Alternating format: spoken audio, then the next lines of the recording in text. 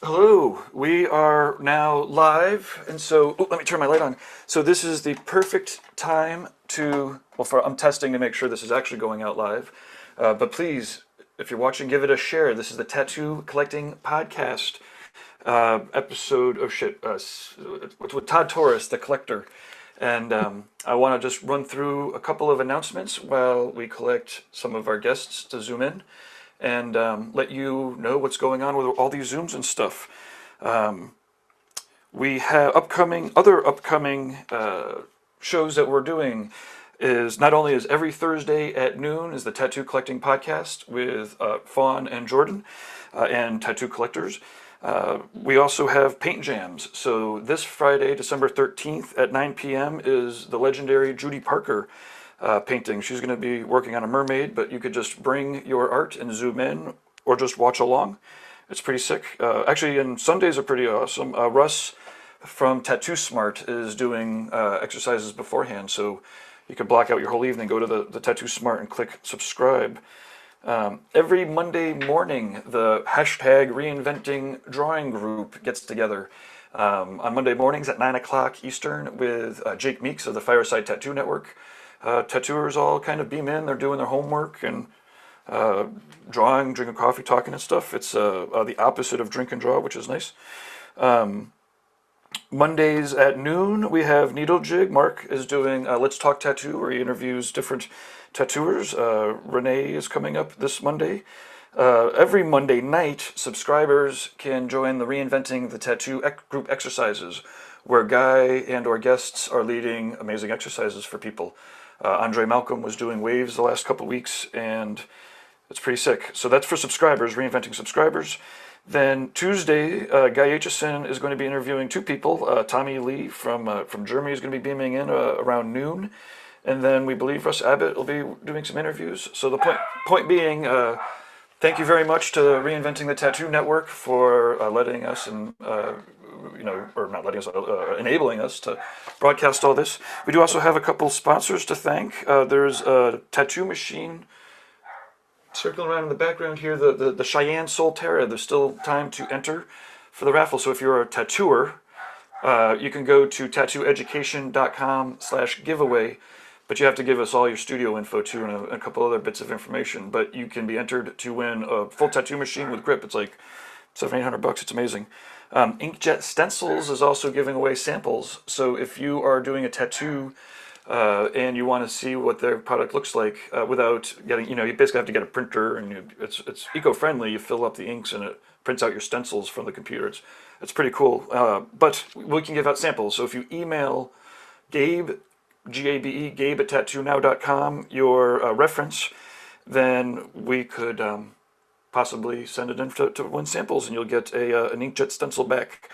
Okay. And actually, Reinventing the Tattoo is Guy Aitchison's massive resource, and it's, again, the reason why this exists. You should definitely subscribe if you are a tattooer or an apprentice. It has, his wealth of information, guest artists, again, the weekly exercises, plenty of perks. So, reinventingthetattoo.com if you are a tattooer to subscribe. And if you are in the chat rooms, please let us know where you're beaming in from. And I'm going to stop screen sharing and get joined by Jordan. Whew. Or Fawn, excuse me. Fawn, how are you? I'm good. I'm here. Okay, well, why don't you give us a little introduction while I make sure this is working in all the places? Well, welcome to the Tattoo Collecting Podcast. Today is our first all remote episode, I guess. We are not coming from the mothership at all. So I'm here in my living room. Jordan should be connecting anytime here shortly from hyperspace. And then Todd Torres. He's a super rad collector from the Detroit area. He's collected from so many cool artists. And then also he runs a few basically like tattoo influencer pages on Instagram as well. So, he said his somebody phone is beaming in? but his computer's up, so Todd should be joining us any moment. Fantastic. And it looks like we are beaming out on all the Facebooks.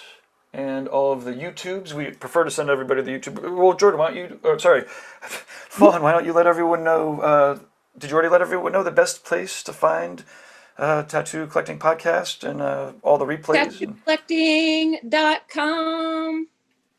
So I've been working on a Nice. webpage for us to kind of communicate and keep up with the videos that we're sharing on our YouTube channel, as well as all of the reinventing videos. So just like a one-stop catch-all for any tattoo collecting related information. I'm sending Todd the link again right now so he can join us. Awesome. Okay. Fun. Yeah, when I was checking out his tattoos as you were sending them over, I mean, I've seen him at all the tattoo shows, and I've seen his work in person. It's amazing, but it's always great to, to be reviewing the tattoos and be like, oh shit, another badass one. Oh shit, another badass one. His collection is amazing. And he's one of those people that, like, when I first started going to conventions like Hell City and the Paradise Gathering and the Motor City Expo up in Detroit, I just would see him all the time. And I remember when he always loved getting on stage for the competitions early on, even like my first few years as a tattooer and as a collector. And just to see how his collection has grown from just like a few really good pieces with some like, older work in between to like just this immaculate, flowing like story that he lives in every day. It's really cool to see that progression on somebody else. So Todd's one of those collectors that, like, even though he collects a totally different way than I do, he's somebody that, like, even before I knew him, even before Derb introduced us, he's somebody that, like, as a stranger, I looked up to him, and just the way that like, you could tell his first few tattoos, maybe he didn't plan out, like, real estate like we talk about all the time. But now that he's so far down the path of his collection, it's all becoming such a cohesive thing. And it seems random, but if you have, 2 or 3 conversations with him, you start to realize that every single tattoo is important to him and every tattoo is part of his story. And he's just a cool guy to talk to. We talk about weed a lot when we talk as well. So that makes it extra fun for me. Nice. So before we went live a little bit ago, you were talking about one of your first tattoo stories, Gabe. Oh yeah. Well, that wasn't necessarily one of my first European one. Actually, it was the first time I got to be a little bit careful. I don't want to shout through my daughter's in class. So if I'm like, it was the first time I smoked weed while getting tattooed. Yeah, so this is Tintin in the mid-90s. Or maybe must have been the late 90s. Or mid to late 90s, I don't know. It's a long time ago. I picked up a freelance computer gig working in Paris. And so as soon as I landed there, I was like, I got to go find Tintin. And, I walk into the shop. I find it, this, nice little spot. And, he was just right there. What do you want? I'm like, I want to get a tattoo. And he's like, well, I'm booked out 2 months. I'm like, I'm actually going to be here 2 months. So, I'd like an appointment. And he's like, okay, what do you want? I'm like, actually, he was speaking French. I can't make the accent. But anyways, he was like, what do you want? And I was like, oh shit, I hadn't actually thought about it, right? Like, I didn't actually expect to be able to get an appointment from him. And so I was, and at that point, Tattoo Smart, perfect. I need to get one of those. There he was, Tintin, and he was like, what do you want to get tattooed? And I was thinking, I'm like, well, I don't want to get anything on my arms or my back. At that point, I had gotten enough tattoos that I tested out enough waters that I wanted to, get something kind of standalone, but I didn't want to screw up any of my major body parts. So I was like, oh, well, my neck. How about my neck? And he's like, huh? Because I was wicked young. I didn't have like arm tattoos. I didn't have anything visible yet. But I was actually very thankful that he was just like, well, maybe that's when he told me he was booked out 2 months. He's like, well, I'm booked out 2 months. And I was like, okay, I'll put down a deposit. And so I put down the deposit, and I'm like, oh shit, I can't believe I'm getting my fucking neck tattooed. And I can't believe he's going to let me get my neck tattooed. But babe, I mean, I was like I said, looking back, I'm very thankful that he didn't like second guess or be like, oh kid, you need to have visible tattoos to get your neck tattooed or whatever. Anyway, so I spent 2 months working, and it was crazy. The job itself was nuts. But when I went back, they all thought I was going to get the cartoon Tintin. So I'm like, Tintin's going to tattoo my neck. They're like, why would you get a cartoon Tintin on your neck? And I'm like, you don't understand. It's a masterpiece. And they're like, it's a pretty cool cartoon, but but anyways, so then when I go back, I figured out whatever the price, was going to be, and I didn't have tons of dough, but I had saved up just enough, or he didn't really give me an estimate, but I saved up what I thought was going to be enough, and but it's like the quintessential tattooing experience, right? So I show up for my appointment like probably a half hour early, and he rolls in probably a little late. There's like a line, 3 or 4 people deep, so before we even get to my appointment, he's got to talk to this person, and he's talking to that person, and he's got to talk to this person. The guy in front of me turns around and holds up this big bag of weed, and he's like, French Riviera. And I was like, French Riviera, okay. But at that point, I had never consumed cannabis before receiving a tattoo before.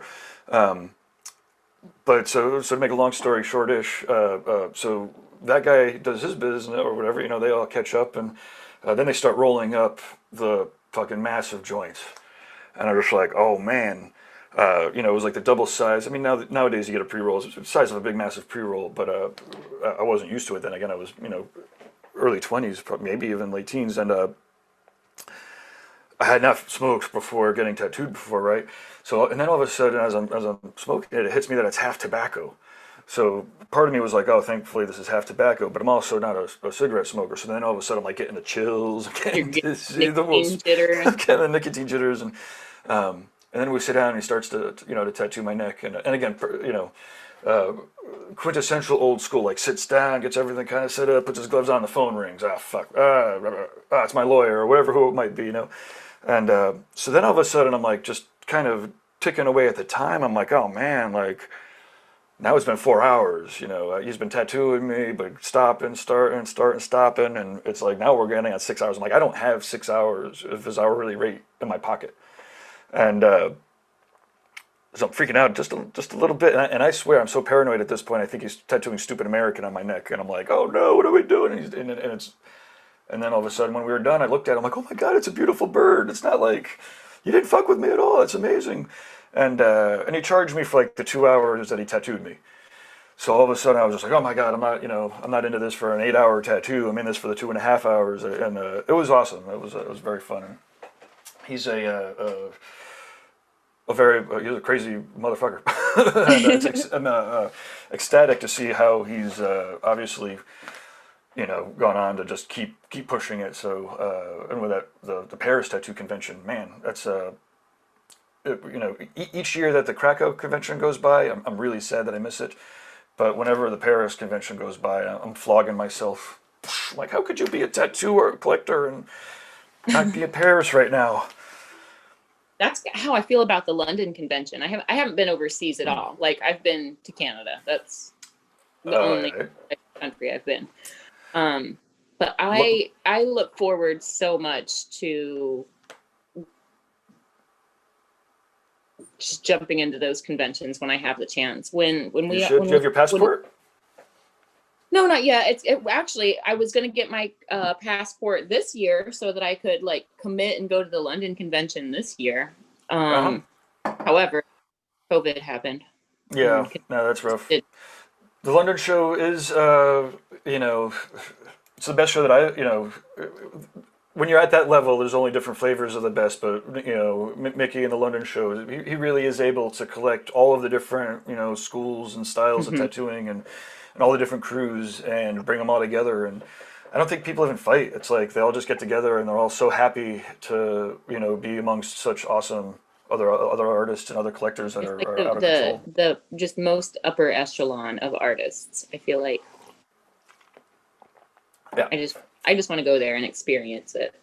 I'd love to one day work with it, but like where I'm at now, I would love to just go and just experience it, breathe the air of all the artists I look up to, Yeah, I mean, I think that if anybody wants to work the London show, they should probably go and attend it, and check it out for a couple of years, introduce themselves to the promoters and, submit work to Mickey's magazines. And, but again, mostly, when a lot of people are asking, how do I get into, Hell City or whatever, I'm like, well, have you gone to Hell City? And they're like, well, no, not yet. I just hear that it's awesome. I'm like, well, why don't you try going to it, check it out, and then introduce yourself to people, see Derb and say, hey, I traveled here just to come here and check it out and do some seminars, and it's an amazing show. Then when looks you like submit for it, mine right now. he's literally in the process. Good. It All says right. joining. Joining. Good. So let's see, we have a couple people in the chat room. Hunter Young, hey man, what's up? He's been catching tons of these streams. We've got Miss Raw Sauce, morning all. Hunter Hello. Young says, There he is. What's up, homie? What's going on, guys? hey, how goes it? How's it going, man? Fantastic. I mean, despite the suffering and insanity. Trust me, I know. Cool. Well, hey, now that Todd's here, this is a good time for me to bow out. Thanks again, everybody. Michael Steele says, Hunter Young is saying, hey, have you guys heard of Martin Ninja on Instagram? And then we've got Mark says, yes, the ganja makes him concentrate on the pain. So that does not work for him. Well, yeah, okay. Well, I'm going to bow out here, and then I might pop in every once in a while to relay what's coming in from the chat room. And I do have the tattoos fired up, so you let me know when you want me to screen share. Oh, sounds good. We'll probably just naturally get into the tattoos with conversation. So if you're following along, we'll be able to bounce them on there. Yeah, I'm a little behind, guys. Sorry. It's okay. It's okay, Todd. That's forever at the damn AT&T store. It's okay. That's the first time we've really had a chance to talk to Gabe about any of his personal collection. So it was like a good He's little, got some good little stuff. opportunity. Yeah, I need to roll some stuff up behind.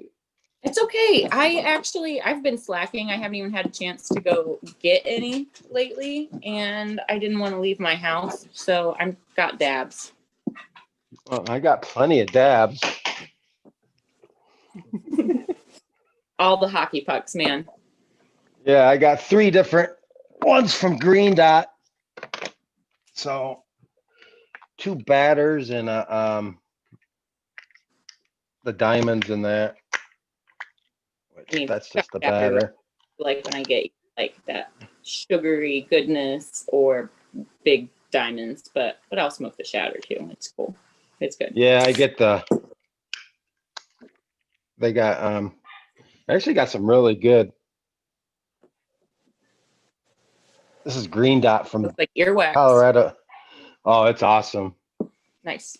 So, That was I like it's that earwaxy consistency. the terps on these are insane, man. I mean, Green Dot is probably one of the best extraction companies in the country.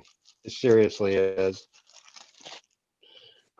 When I get it, I'm already happy about it. A lot of mornings, Todd and I just happen to be on Instagram together at the same time, and we'll see each other's active, and then we just start like. Usually, it's Todd bragging that he has better stuff than I do, And that's true. which is fine. You know, the funny thing is, I live in Ohio, but like I feel like all the best weed still comes from Michigan. The majority of what I smoke is making its way down here. So Yeah, but see, that's just this. Yeah, I'm from Michigan, and I'm getting it from Cali. from Cali, Because it's hard. There's only a few good growers in the state. yeah. And to get a hold of them, you know, I got connections for them in that, but again,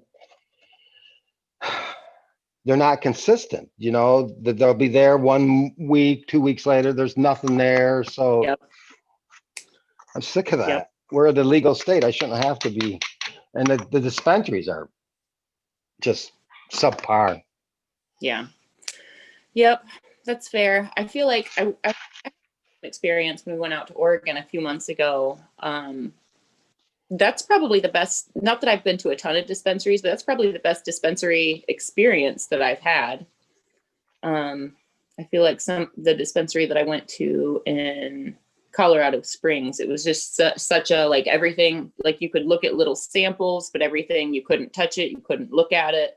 Where when we were in Oregon, because I don't know what the difference is, but everything was just, it was just like walking into a normal store. It was just like display cases, glass in front of us. When's the last time you've been here? Because now it's a bit hard to even, they've got them in the jars where you pull it back and you could smell it through a little vent now.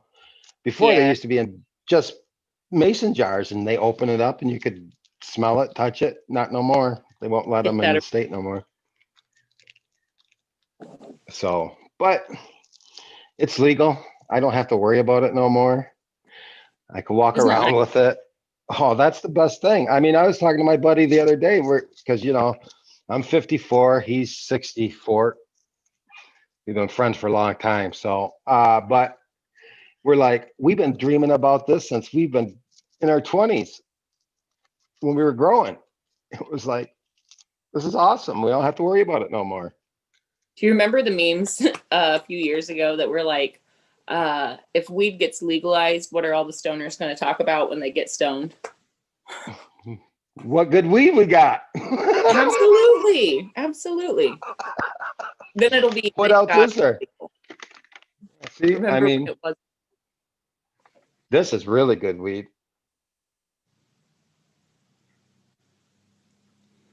I need This to is take a from, road trip up to visit you, man. this tastes like orange, straight up oranges. Smells Nice. like oranges. Yeah, it's awesome. You know, Jilly's Um, my favorite. Jilly Bean is the way to my heart. oh, really? So, yeah, Jilly Bean's my absolute favorite. So anything that's Have you had even really?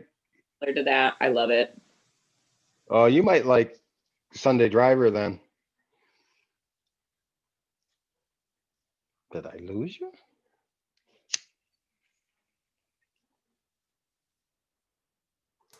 Oh, yep. Looks like her camera Okay. might Her be Oh, out. internet? There sorry, she guys. is.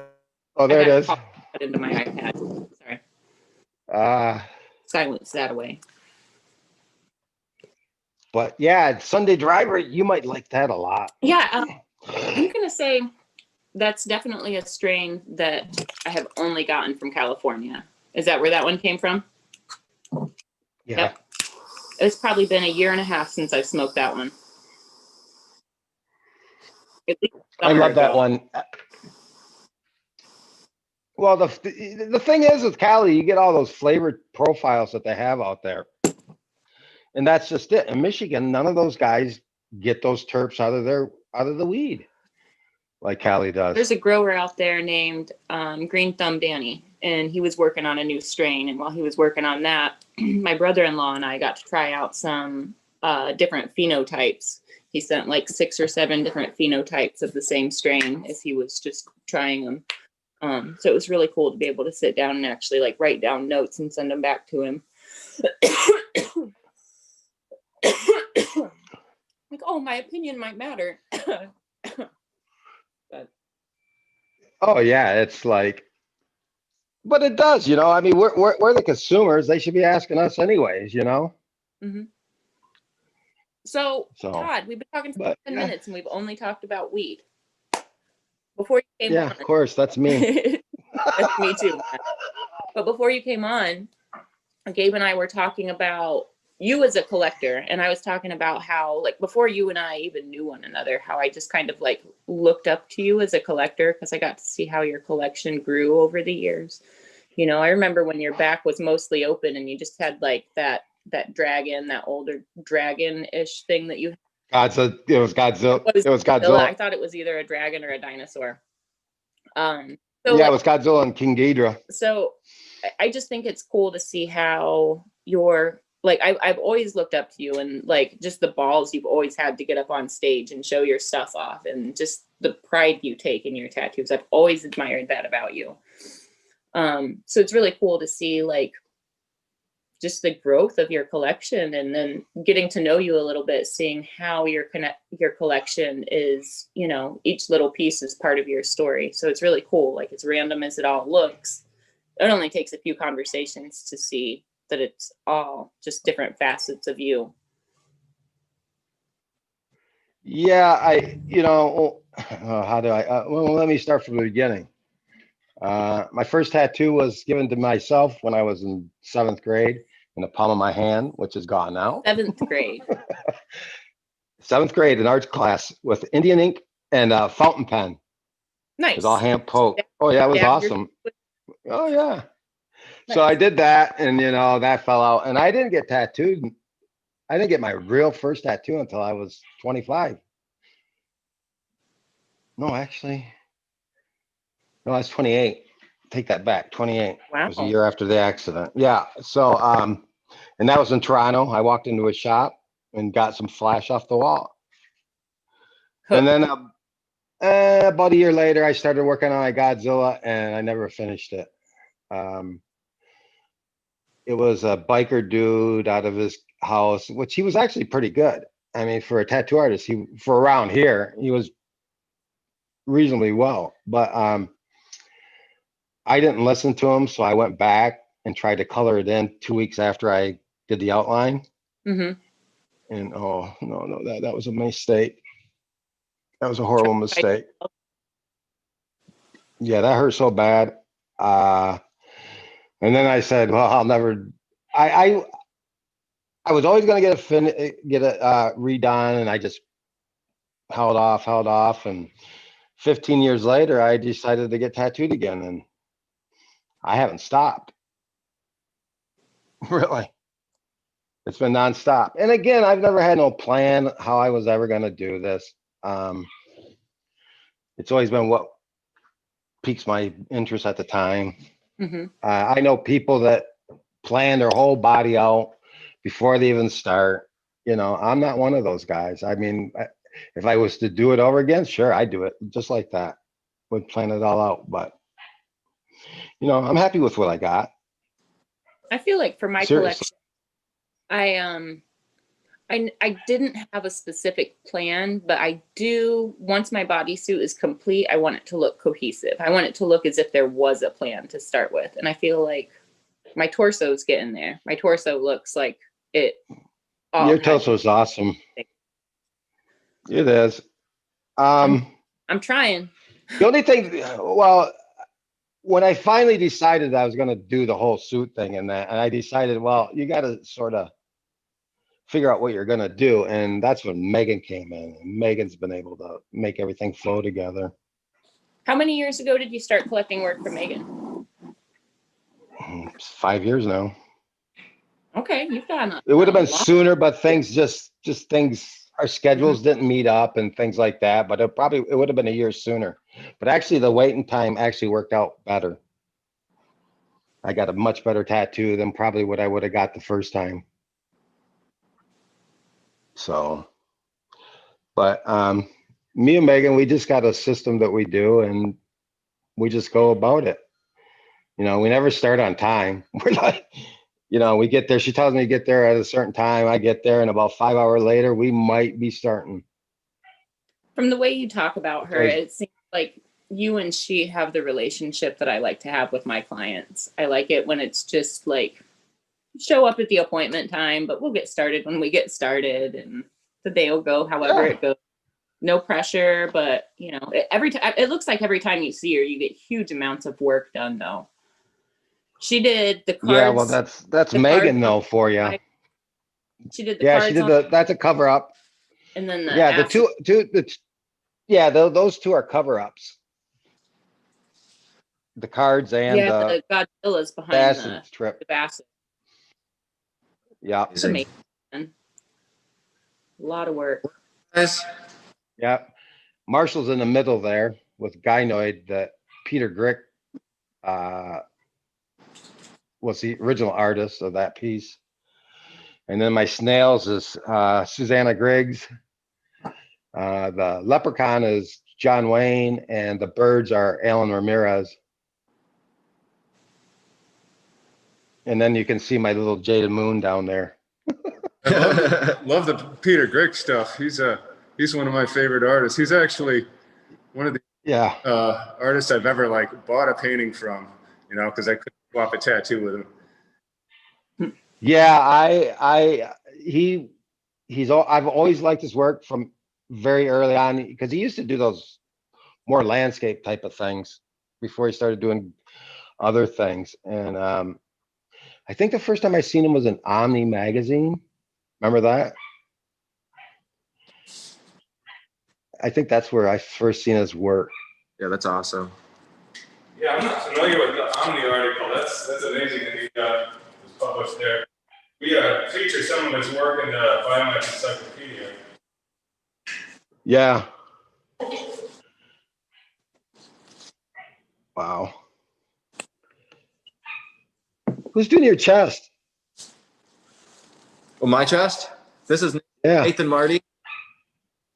Out of That's sweet. Red Tree. Or well, he was at Red Tree. Now he's Hollow Earth. That's his new studio. Yep.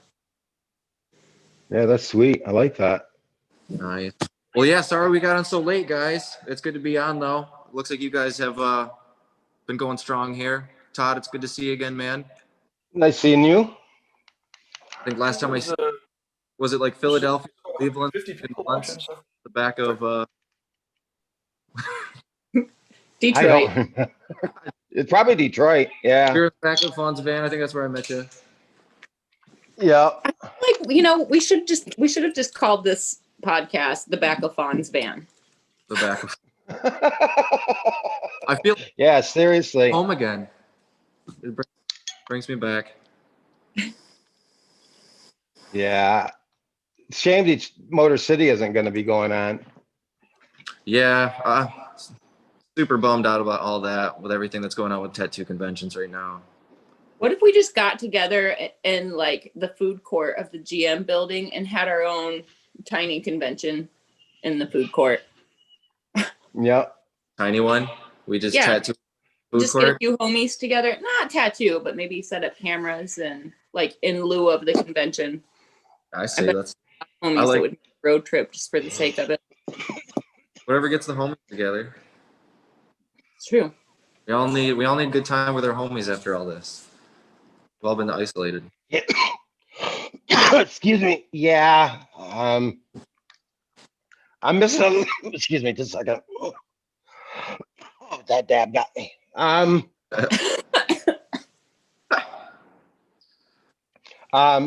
missing a lot of my friends. Because I got a lot of character friends, and I miss a lot of them. I miss seeing Chuck. I miss seeing Tommy. Yuki. I mean, there's all kinds I miss. Then, I'm friends with the Hustle Butter owners, Seth and Richie. I miss hanging out with those guys. They're big pot smokers. Always a good time. Nice, yeah. Yeah, it's a bummer. You've been tuning into Richie's DJ sets? Pardon me? So Richie has been doing live DJ sets almost every day sometimes. Have you been tuning into those? Oh, yeah. I watch them all the time.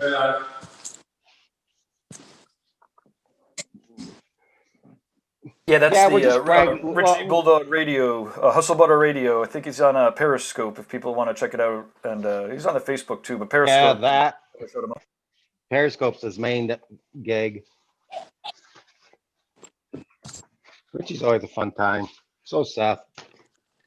But yeah, conventions, I'm really missing them.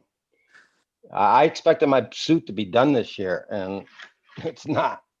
So, Is that where you get most of your work? and conventions, Conventions? it's 50-50. Megan's tattooed me at conventions. She's tattooed me at her shop. Do you use it Um, or like just enjoy it? Like the opportunity, like because like the artists in town are close to you or something, or is it just because you just love the atmosphere and being there? It's convenient. Well, it's where they're available. Basically, where they're at, that's where I'm at. So if it's at a convention, I'm there. If it's at a studio, I'm there. Yeah, Once you get to a certain point of getting tattooed, it's a sentence. getting into the other name artists is easy for a collector. So Absolutely. I don't have that huge wait time that everyone else does. So it's been pretty easy for me to do my schedule them and good to go. I may book out 3 to 4 months with them and that's it. The longest I had to wait was for Bob, Tyrell, and John Wayne. And I had to wait a year when I made my appointments for those two. Wait, The rest of them pretty easy. worth it. Well, my first big name was Randy, and when I tattooed Yeah. Randy Engelhart, and when Randy, I got tattooed at him in ink and iron. And what was funny about that is it was only like 3 months before the convention, and I sent him an email just for the off chance, and he had an opening. And I really didn't expect it. And I got in at Ink and Iron, and once I got that tattoo, I was hooked forever. I wasn't stopping. Yeah, That tattoo changed my life. that's gnarly. That's awesome. I love this one. Who It's a did way that? That was I him. mean, it was. No, that's not the one. It's the green woman. I don't even know if I sent the green woman in. Okay. It's on the other side, on my other leg. You can see a pin of it on my right leg, but Yeah. yeah. That's awesome. Yeah, Randy's a machine. If of all of my tattoo artists, and no offense, Megan, well, she knows this, he's the most professional out of them all. I mean, he's right on time every time. He don't really take breaks, and he just works his ass off. Yeah. Everything's set, you get there, he's ready to go. He's, not that I'm complaining, because I'm happy with all my artists. It's just that he is a machine. Right. He's got his system. Yeah. And I was making fun of Megan, because Megan, if you've seen her travel case, it's a mess. I mean, it's horrible, man. I mean, it's like someone just took it and dumped it in their suitcase, and that was it. So after I got my last session, Randy had all this set up. Sullen's got these bags now for artists, and Randy had them, and everything's all compartmentalized. His inks,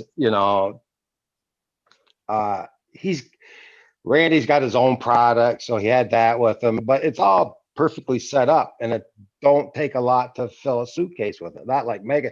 Megan's got a full size suitcase, and it's a disaster. So I made fun of her, and I said, "Hey, Megan, look at this. This is how you're supposed to do things." Oh, she thought that was real hilarious. Yeah, but it's funny. I always joke with Megan, because we're good friends, and she's tattooed more than the most on me. Tattoo. I've got the most hours with her. I've got, I love her landscapes, man. She's a few years ahead of me, but she's definitely always been an artist that, like, I think she chases a lot of the same things that I do in my own work, but it's really cool to see, like, Yeah, I wasn't. I've always her, I think. Well, now that she's out in Salt Lake, she's been doing a lot more different things than her surrealism, because that's what she's mostly known for. Like that bird right there. I mean, yeah, you can see Megan in there and that, but again, it's not. It would be, if I looked at that and someone said, "Who did it?" I would not think that was Megan. Yeah. Now that I would. That's dope. Yeah, absolutely. Look at that T-Rex down there. Yeah. The binary code and the DNA. That's cool touch. Yes, it is. Megan does some amazing little cool touches in her tattoos. She does. The first tattoo I got, Insatiable, I don't think I sent that. I might have sent that one, but it's her. That's actually her hand in that picture, in that tattoo. She took a picture of it and put it in it. Yeah, so many of the daydreams that she makes. I mean it in the most respectful way. I feel like I've been chasing her like my whole career. But there's stuff where it's like, oh, yeah, if she can do it, for sure. I love her work. I do too. Her landscapes are amazing. Her sunsets are amazing. Her surrealism is really amazing. Wow. And she tries different styles, which is kudos for her, considering, she really don't have to. Once you get set as an artist, you really don't stray outside that comfort zone that you're in. that's not a dig at artists. It's just how you go about doing your work. Yeah, great. What I mean, people unfamiliar with. it's like Fawn and, Russ Abbott in your back. It's very unique. And It's Russ definitely, Abbott's work is unique.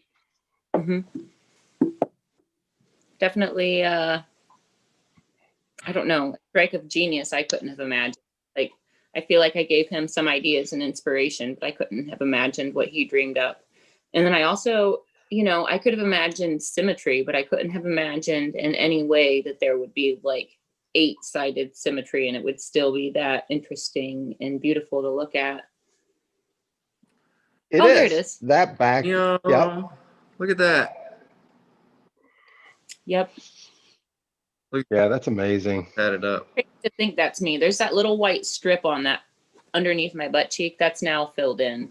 It's all solid and cohesive now. Adam's like, "Do you want me to tattoo 2 inches?" I was like, "Well, yeah, because yeah." Yeah, I get that. I love the color, how he did the colors, and I like the touch of blue in the back. That is Bermuda blue, if anybody wants to know. Bermuda blue. What kind? Bermuda blue. Russ enunciates it in a very particular way when he says that. I'm sure he does. Bermuda blue. Look at that icosahedron. Buddha or Bermuda? Bermuda. Bermuda. Bermuda blue. No, he doesn't say it with any Southern accent at all. I added that myself. Bermuda.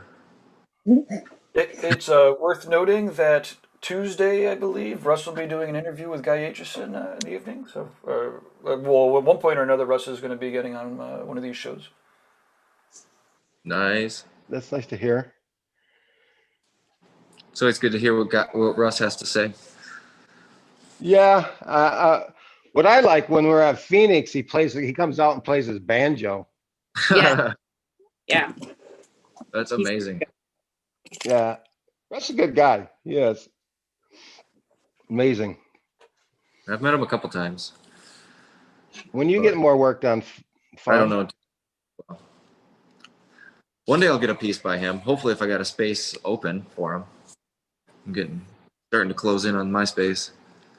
Yeah, I'm almost done. I mean, I've got bits on my leg, and then I got this bit on my right side here, which Megan's going to fill in, and then I'm done. I mean, I'm not doing my pits. I'm not doing my armpits. I'm 54. This is newer, younger kids. I mean, I'll do your armpits. No, I'll treat them gently as Guy treated mine. Yeah. Oh, that just. I would put equal amazing portals in your armpits. Very gentle. Well, Megan's already said that to me. She goes, "You got to do it." She yells at me all the time. Armpit portals. Like if you're going for full coverage, you got to do something super interesting with that space. And I don't think there's anything more interesting than a whole new space. No, I get that. But here's the point though, too, is that I'm older. Nice. And when you're younger, it's easier to take this shit. It is, I think that I started this almost 10 years ago. And totally different. And when I started it, I ran into Yalzi early, and he goes, as you get older, it's going to hurt. And I go, really? He goes, oh, yeah, watch.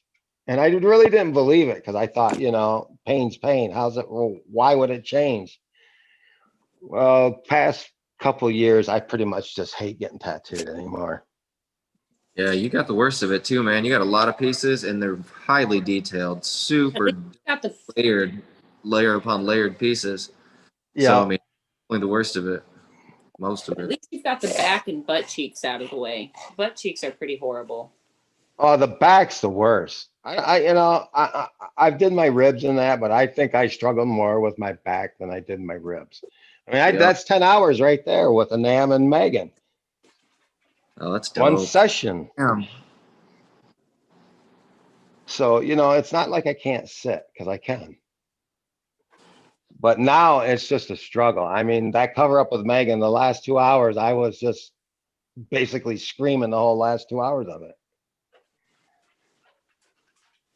She goes, "You all right?" And I said, "Get through it. We'll get through it. Just keep doing it. Don't worry about what I'm doing. Just do what you gotta do."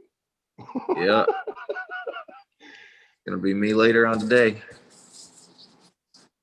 I miss it now, though. I haven't been tattooed since Jada Moon was really my last tattoo that I got, and that was in the end of February, last day of February. Okay. Well, and then I had a touch up, but 20-minute touch up don't count. No. It don't.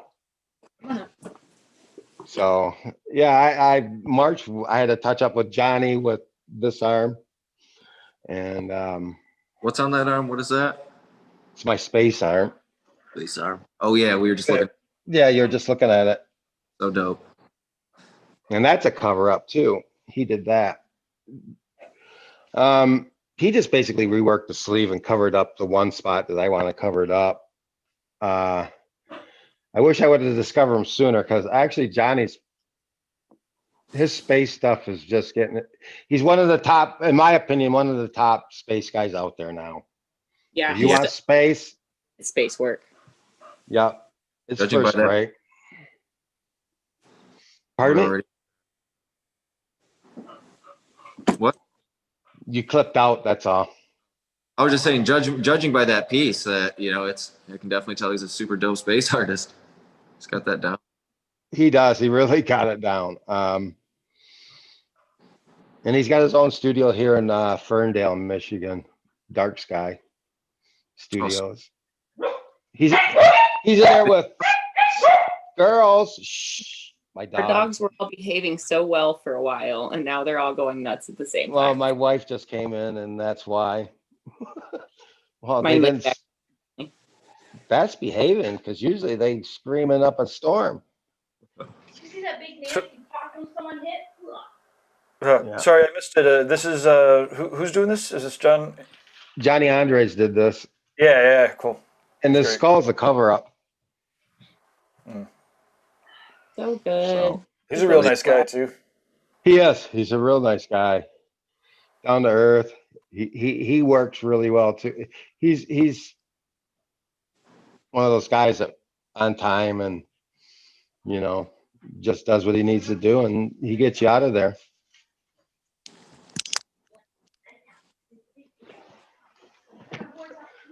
So who's got anything scheduled for tattoos? Because I actually don't have anything scheduled yet. I'm talking to Megan. I'm probably going to do, because I'll be getting the vaccine as soon as it comes out. I have reasons, because I have a handicapped son that has a compromised immune system, so he'll be at top of the list. And since we're his caregiver, we'll get it too. Yeah. Yeah, I mean, I'm in the tattoo seat right now. Guy's about to do my back. I'm in it for the next. I thought you were at Guys, man. I'm looking at that going, and then I thought that was Guy, and I'm going, seriously. Like, who's that guy talking? Mask. Everyone's got a mask on, so it's like near impossible to know. That's funny. That's really who they funny. are. Already talked about it beforehand, and it was already assumed, or what? Because we didn't really do much of introduction. I was waiting for you guys to finish your conversation. Well, hey guys, I'm at Hyperspace Studios at getting tattooed by Guy Aitchison. So that's what's going on today. And He's here. and all day tomorrow. There's a guy that I wish I got tattooed. What's Guy? You wish you know, got. I never got a Yeah, he never responded to my emails and that. So, Send it. and, He does and a I'm great not getting any. Todd. What'd you What? ask? Did you ask him for? He does a great job with armpits, Todd. Yeah, I know that. I know that. Oh, everyone says that. Have you Peer seen pressure don't work, just so you know. Have you seen Fawn's Pits, Todd? Yes, I watched her get them done. It wasn't that bad. Not compared to the back. Like, after going through what you went through on your back, the armpits are so much more superficial. It's hot, but it's superficial. It's not like the back or the middle of the chest. That deep, almost deep pain. Yeah, you know how like the wrist is Yeah. hot, but it doesn't rock your soul? Would be comparable to that. The ribs get exhausted, but your rib pieces come up pretty high. Mine didn't. Mm-hmm. No peer pressure, Todd. No peer pressure. But see, that's just it. I mean, like my ditches on the back of my legs didn't hurt. I didn't think mine were bad at all. Everyone else old for me. Yeah, it was easy. The healing them was the worst part. I had one bad heel, but the rest were all. No, it was funny when Megan did the satiable, because there's so much black in my ditch there. It healed really hard and it started cracking. My skin pulled apart. Mm-hmm. It really did. And I seen Yalzi and down at in Fort Wayne. He goes, "Don't worry about it. It will heal perfect." Yep. And I'm going, "Really?" Because I was worried about it. He goes, "Oh, don't worry about it. Watch." And he was right. It did. Yep, I call that the magic to the heel. Yeah, I had healing's healing's the key to a good tattoo, though. That's just it. If you don't heal it right, it's not going to look good. Speaking of healing, here we go. Damn. Look at those fingers. Amazing. Yeah. All the way down. Those are hurt. Yeah. Oh shit, dude. Yeah, it gets down close. Yeah, close to the cuticle there. Oh man, that was a whole new level of pain. And thank God it's so, it's not very much, so he ain't there for very long at all. But your soul, man. Yeah, it's touching your soul on that one. But my hands didn't hurt. That's so sick. How did it heal? I thought it healed good, actually. Let me see. Let me see if I can do that. Oh yeah. You just have to move slowly.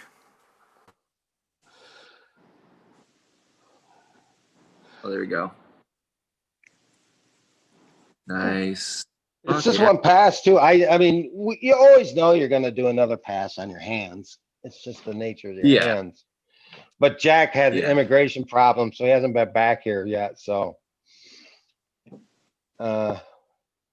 hopefully I'll have it done since COVID. He should be able to get it all taken care of, and he'll be back next year, hopefully.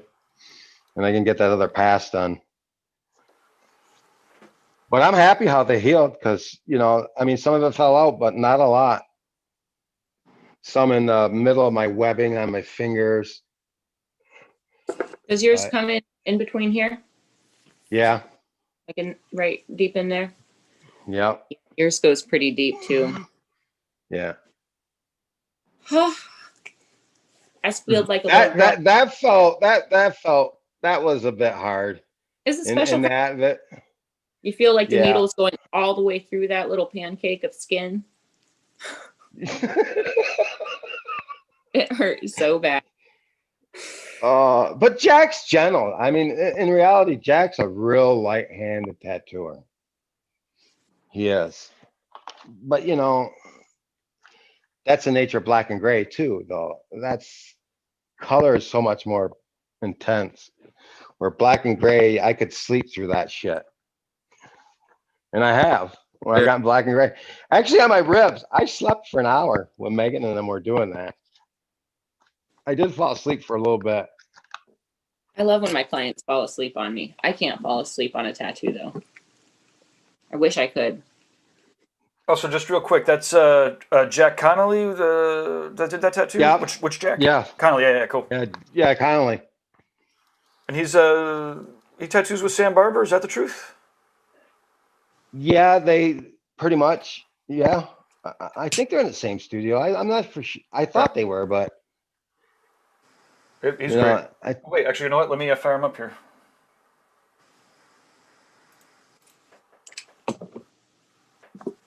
pretty sure they are.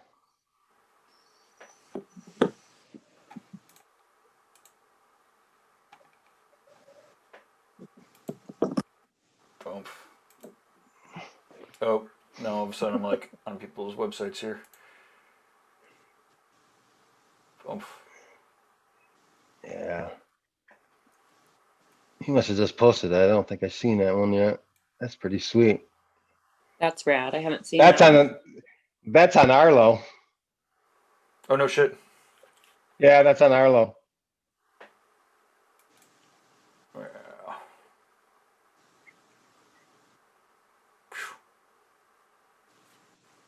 Yeah, that is sweet. I love it. The scenes just flow seamlessly one into the next. Yeah. Well, he was a gonna come painter over for the- before. He was a painter before he decided that he was going to tattoo. He was gonna come over for the Rock River show that guy was gonna put on, but obviously tattoo shows are on hold for a while. Yeah. For a while, yeah. I don't think that you're going to see one until maybe at the end of September at the earliest next year. Yeah, I've got the Brussels Tattoo Convention scheduled for next November. So I'm figuring it's a year from now. Can get vaccinated sometime over the summer, maybe. Maybe by next November, for me. I'm hoping, I'm sick of sitting at home. I'm used to traveling. I go, I'm on the road all the time. My job, I play poker, so I out to Vegas a lot, and being stuck home is really getting tiring. And I have to be even more diligent than most because my son's compromised immune, so I have to take serious precautions just to protect him. Yeah, no kidding. But this is a lost year. I mean, we've never experienced anything like it. It's been an eye opener for sure on how people view life, I guess. I mean, look, you're wearing a mask. I mean, in Michigan, it's a 50-50 thing if you see people wearing a mask or not. Yeah. Yeah, you can't walk into a place here in Ohio without someone yelling at you. Yeah, they're pretty strict. At least in Columbus, in the smaller towns outside of the city, they're not quite as strict about it. But in But the you city, guys have but Columbus got a high COVID problem though, right? I mean, your hospitals are almost tanked out. My two hospitals in here are. it shot straight up, and I don't wonder if it's because of people from surrounding communities just coming to Columbus because Columbus has better hospitals. Like, my family lives an hour away from the city, and they don't even waste their time with the local Band-Aid station. They just go to Columbus. So I wonder if that's not what made it skyrocket so quickly, because I think the actual number of cases is now, I don't want to say better, but reasonable with surrounding areas. Well, that's good. Both my hospitals are at 100% capacity. It's just skyrocketed in Michigan again. It's just, and now we're going to go on another extended, sort of lockdown. I mean, still businesses are opening that, but like movies, stuff like that. Yeah, Which I'm surprised that's officially not lockdown. I know, but that's what they're trying to say. I get it. But, in this day and age, no one wants to do anything, and I get it. People have to make a living. How do you balance public health with people earning? I feel sorry for a business owner right now. My dad's got his shop. He was off for for what, 3 months? They couldn't cut hair. Yeah. So. Yeah, I know the bars, the restaurants, all of that, they're super struggling. Those that can be compliant, I don't know. I just feel bad for any business owner, but I feel like they're especially hit in Michigan for some reason. Well, you know, I mean, you only got so many summer months where you can be out in the open, and then after that, you're stuck indoors all the time. True. I mean, you know, it's winter. You guys got snow right now? So, nope. We did though, but it We melted. had a little. I'm tired of it, man. I mean, I'm not looking forward to winter at all because we're stuck inside even more than what we are. I can't go play poker. That's what's driving me insane. I can't play. I haven't been able to work. I haven't worked since we started.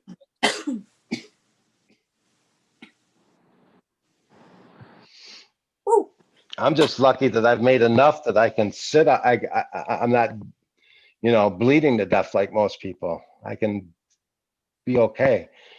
Now, come September next year, that'd be a different story.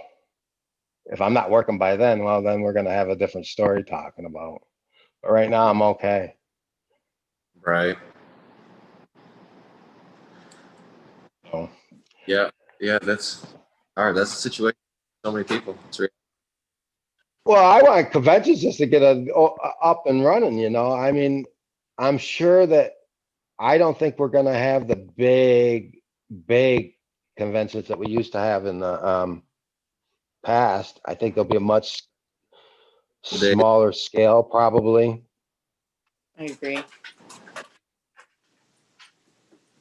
I mean, Tramp thinks they're done because of this. Tramp thinks that conventions are done. I've heard a couple people say that. I don't. I hope not. I like going to them. They're fun. You know, you meet like-minded people.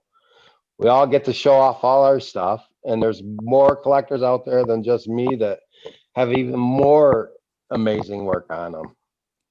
Well, like outside of You know? tattooing, conventions are a very real thing, and gatherings are a super real thing. So, like outside of our community, it's gonna have to be possible again. So once it's finally possible again to gather en masse, then tattoo conventions will come back. But I think being done is kind of out of the question. I think there's too many people that are too excited, and you know, there's a whole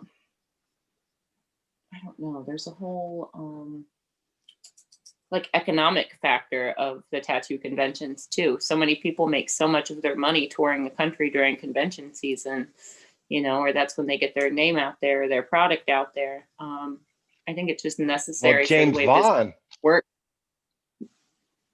What about I mean, James? That's where most of his tattooing where he works is at conventions. Just on the road, yeah. You don't have, yeah. Yep. I feel bad for a lot of artists out there. I think it'll definitely come back. I just hope it doesn't take super long. But like even when we're allowed to, there are going to be a lot of people that are afraid. But you guys are still working, right? I mean, you're not lacking clients right now over this, are you? Oh, because most of the artists that I see that are working, they're working like they normally are been working. Mm-hmm. I think we book far enough out, and we've got like enough clients with good relationships that, you know, we're at least at our studio, I think we're all comfortably busy without even being worried about taking anything new on. So when it's, you know, clients that you have an established relationship with versus clients walking in off the street, I think that's a different variable. You know, we have that one connection a day versus however many people walk in and out of the shop. Yeah. So I think we are fortunate at our studio that we're not really affected that much, but I think we're of the lucky group of shops. Yeah. What do you think, George? Well, I mean, even in my town, how's it going? Hey, Guy, how are you? Doing good, bud. Getting ready to tattoo here. Todd didn't realize it was you last time. We didn't do our proper introduction. No. Hi, Guy. It was informal. How's it going? Yeah, I'm just good. My final prep for George. Plug in and do 6 hours. So yeah, I'm pretty geeked about it because I'm really into this project, and I got to try some new things on it. So and I got a couple cover-ups, which I enjoy the crap out of cover-ups. I don't know why, but yeah, I've been listening in the background about your collecting stories. Good stuff. This seems to be the year of cover-ups, man. I mean, I know a lot of people that's what it's been. They all just been covering up a bunch of stuff.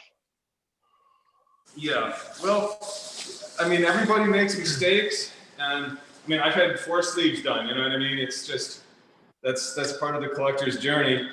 You don't know what you like at first, and some people do. Some people actually. I mean, I've had some people here that did their research and they're going to come get their first sleeve, and they have no other ink on them at all. And they've done their research, and God bless them. There's going to be a few people that do that, but most of us. Have had this other experience where there's some trial and error. Yeah. Hey, I got 2 cover-ups on me, so yeah, I know.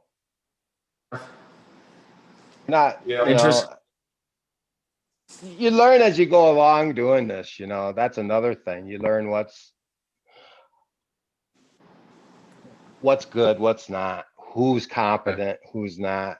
Was going from the getting smaller area tattoos, just smaller tattoos. When I started getting into a more larger scale type thing, you start even if you got pieces that you did before, it's when you start wanting to work in an overall theme, then it's I start to feel okay, I'm willing to sacrifice this piece and get rid of this piece because this overall piece is going to be way more worth it, and I'd rather not work around some of these pieces.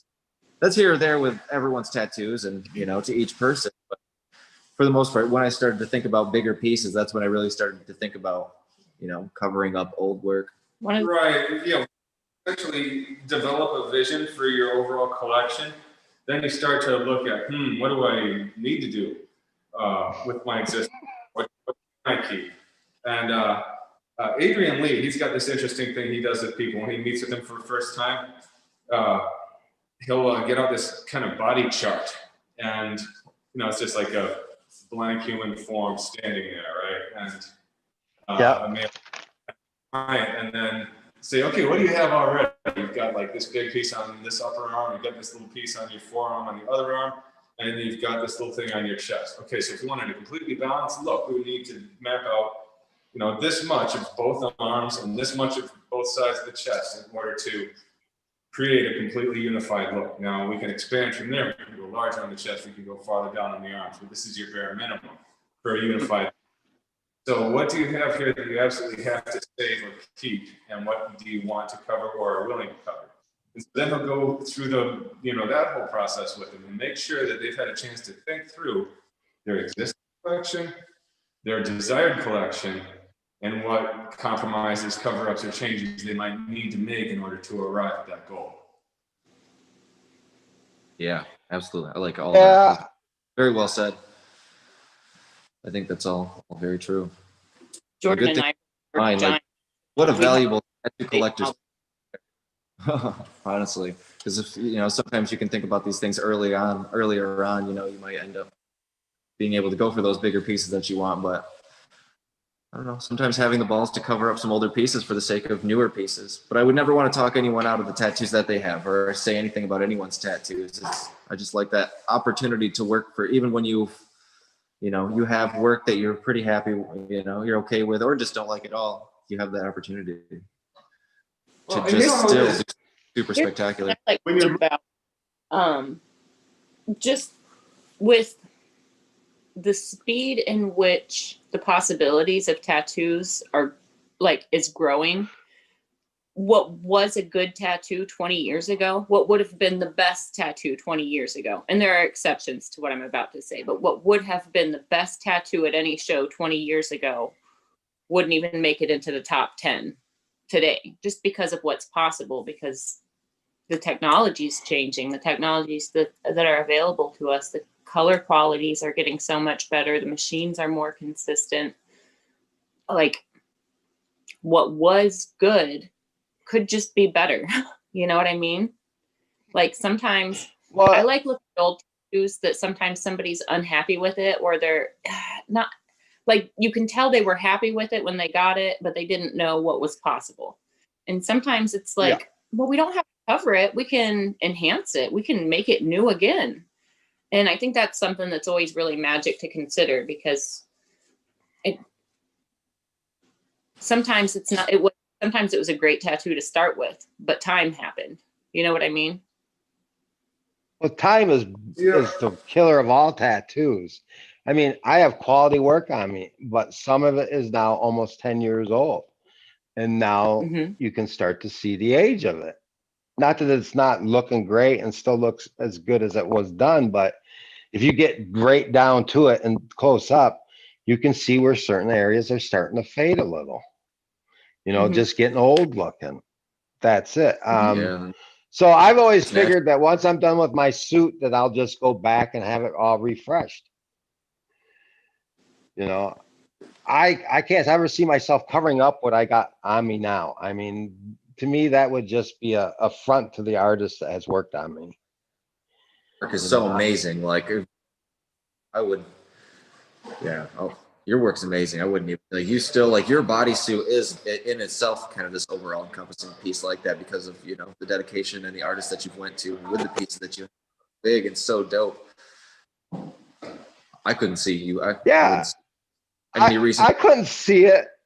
I mean, I can't be Yalsey, and then this is no offense to Yalsey, but you know, Yalsey goes over what he's got, and you know, and I'm not saying that that's bad or anything, but I always worry because of how his suit is. It's mostly black and gray. The more you go over it, how long before it's just black?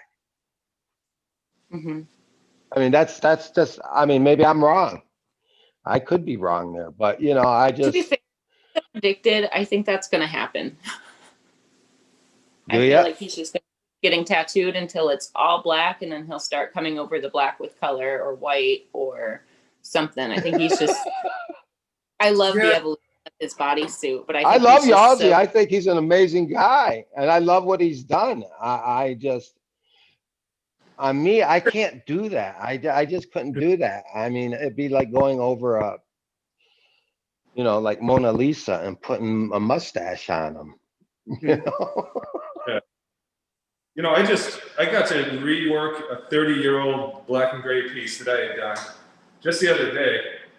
And it was kind of interesting because when I did it 30 years ago, it was like one of my best pieces. We got featured in this book and everything else, and I got clients because of it. And so, you know, here she is 30 years later, and you know, I had gone a little light with it. It was kind of like a no outline black and gray piece. I was trying to be Jack Rudy, but I didn't have his abilities, right? So going over it again, I feel like I just brought it back to where it needed to be. I didn't make it black.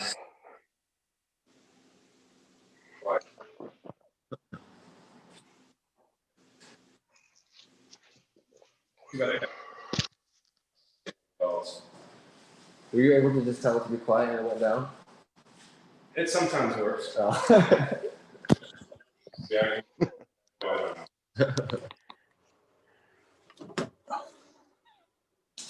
But yeah, I don't know if it's that much different with color work, but you know, the thing is passes, the work is getting lighter and lighter, and so when you work over it, you're not necessarily making it darker than it was originally, although sometimes people feel inclined to do that just so that it doesn't fall out as much with time. I really honestly think the key is contrast, which isn't just going dark, but having light areas too in between the dark areas and planning that out in a way that there's a strong, clear rhythm from a distance, right? So it doesn't look like, you know, just a big dark mishmash. That's not contrast, that's just dark. There's a big difference between dark and contrast, you know? So you can go even darker with your areas, just leave your light areas clear and open. And you're not necessarily going to be on a path towards a black bodysuit that way. Here, you want to show, before you do that real quick, show the camera what we're about to work on? This is the mock-up for Jordan. Yeah, that's sweet. And you can see how I've drawn into a photo of Jordan so I could get the shape right.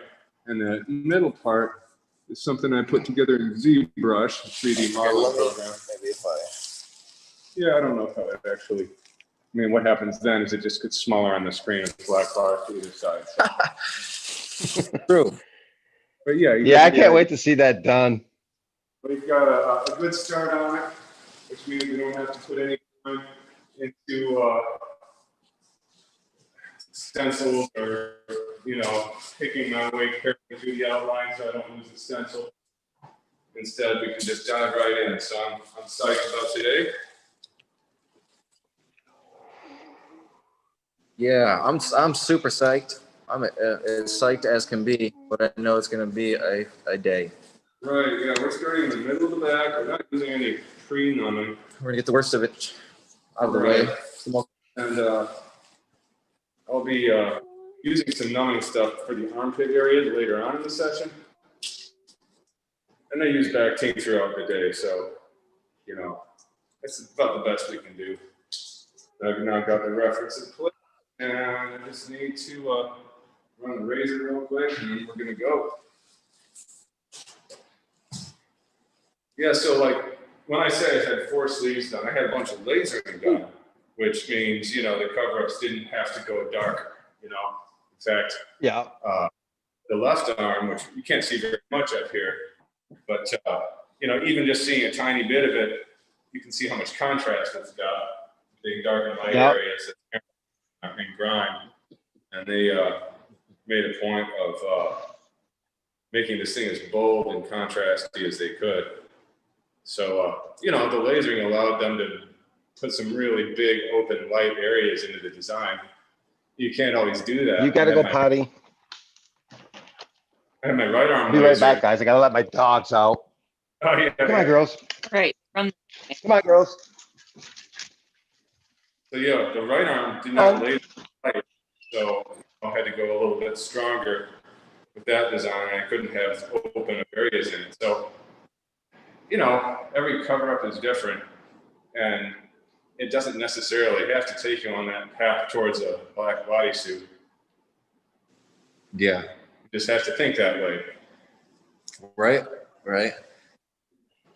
Open to what it takes to get it to look awesome without being totally blacked out. Yeah, that's why I like my acid sheet that Megan did, because it's got a lot of color in it. And it does sort of radiate off my back, which I like. Yeah. Well, Megan did her whole back, my wife's back. And my wife has that skin that's perfect for tattooing. Colors just pop off of it like neon.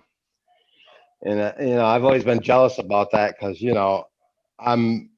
I'm mixed. I'm half Mexican, half Irish. So I do have some brown in me. So, I still look pretty good in color, but not like my wife. And my wife's got an amazing collection of herself. I mean, she started doing it after I did it, and she's only gone to great artists. She doesn't have a bad tattoo on her at all. Boris has worked on her, Megan, Sometimes Randy. It's doing research as it is being around people who know what they're doing.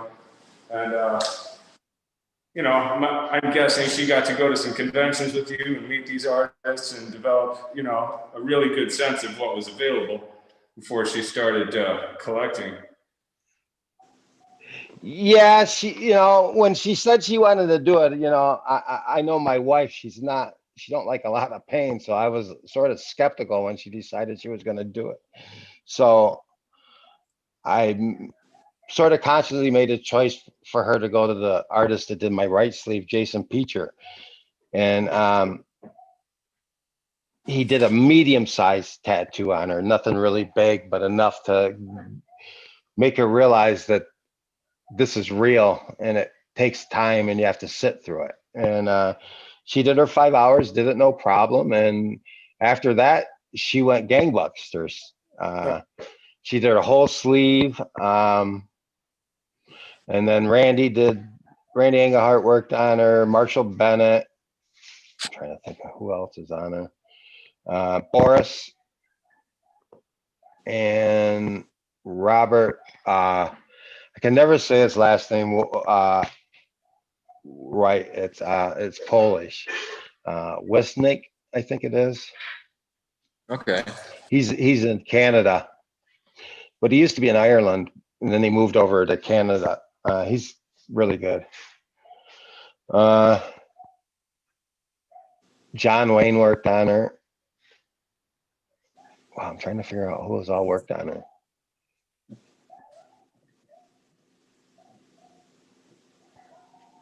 Who else has worked on you, Lisa? I think you covered them all. I did. I think you covered them all, 'cause I got oh, Marshall, Yeah, I got Marshall. Boris. Yep. Oh, Steve Butcher too. Oh, Steve, yeah. And then Hollywood Homicide. Yep, that's it. Oh, yeah. That's a pretty good lineup, man. Yeah. She's actually got a really amazing collection. I don't have one crappy tattoo. Yeah, I know. We know that. I already said that. She's proud of the fact that she ain't got any crappy tattoos. Not one. Yay. Team No Cover Up. Yeah. That's awesome. I'm sort of jealous of it because, her skin's just perfect for tattooing. She's just got, every artist looks at it and go, yeah, I want to tattoo you. Fair. Nice. Well, what's funny is when we're in public, right? They don't come to me and say, look at my tattoos. It's her. My wife gets all the attention. Less And intimidating. I just laugh. And they don't even look at me. They just go up to all that. Because she's got this Winnie the Pooh sleeve. And everyone just goes goo goo gaga over it. And I'm going, I sort of just laugh about it. Because, everyone loves Winnie the Pooh. And the reason my wife got Winnie the Pooh for her sleeve is I have a severely handicapped son from a car accident. And he has severe brain damage. So his mentality is really only of a 7-year-old, 5 or 7-year-old. So, we figured, we have to take care of him and that it'd be nice for him to see the Pooh sleeve. So that's what she got. It was for our son. Nice. Awesome. Oh, Jordan, I keep looking at your back and I'm imagining what's to come next. Yeah, me too. I keep scooting in close to the screen whenever it jumps to Jordan so I can see what they're about to get into. All I can see is your armpit though. I do by the Sorry. Wish I was there. I wish I was there. Wait, I don't know if I could respond right to it. Yes. It was beautiful. Here goes. I do miss that whole thing. Yeah. I've been watching all my buddies getting tattooed lately, and I'm going, oh, I so wish I could go do that.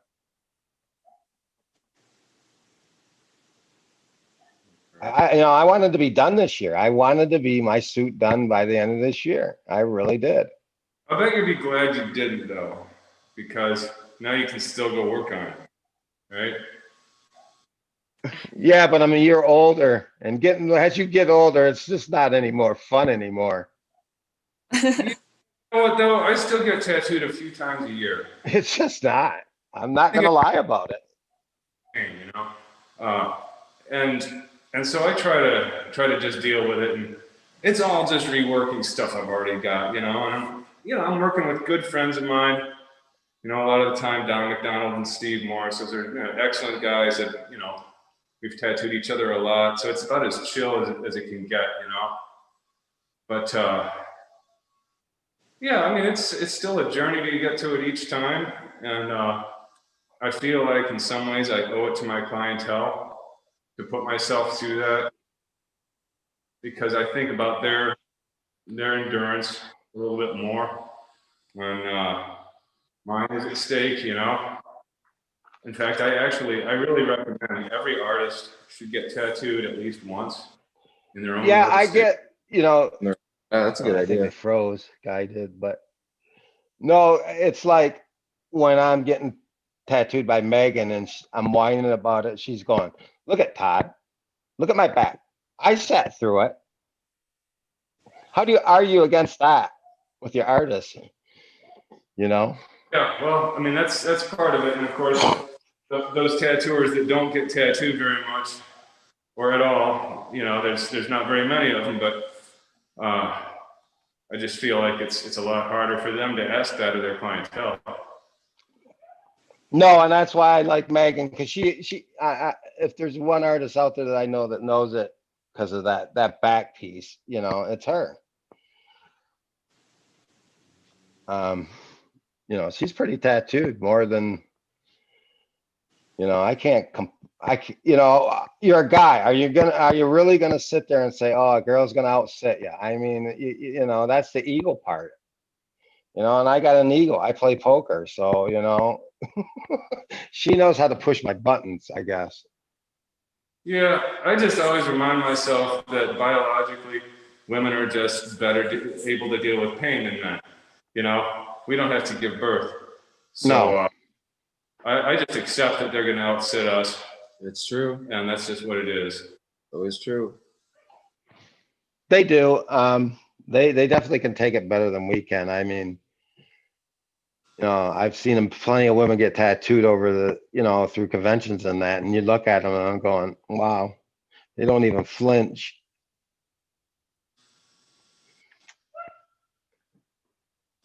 And that amazes me because, it's when I first started doing this, I could handle the pain. And, I think when it turned where I got 50% of my body coverage, it just started. I don't know if it's just a mental thing.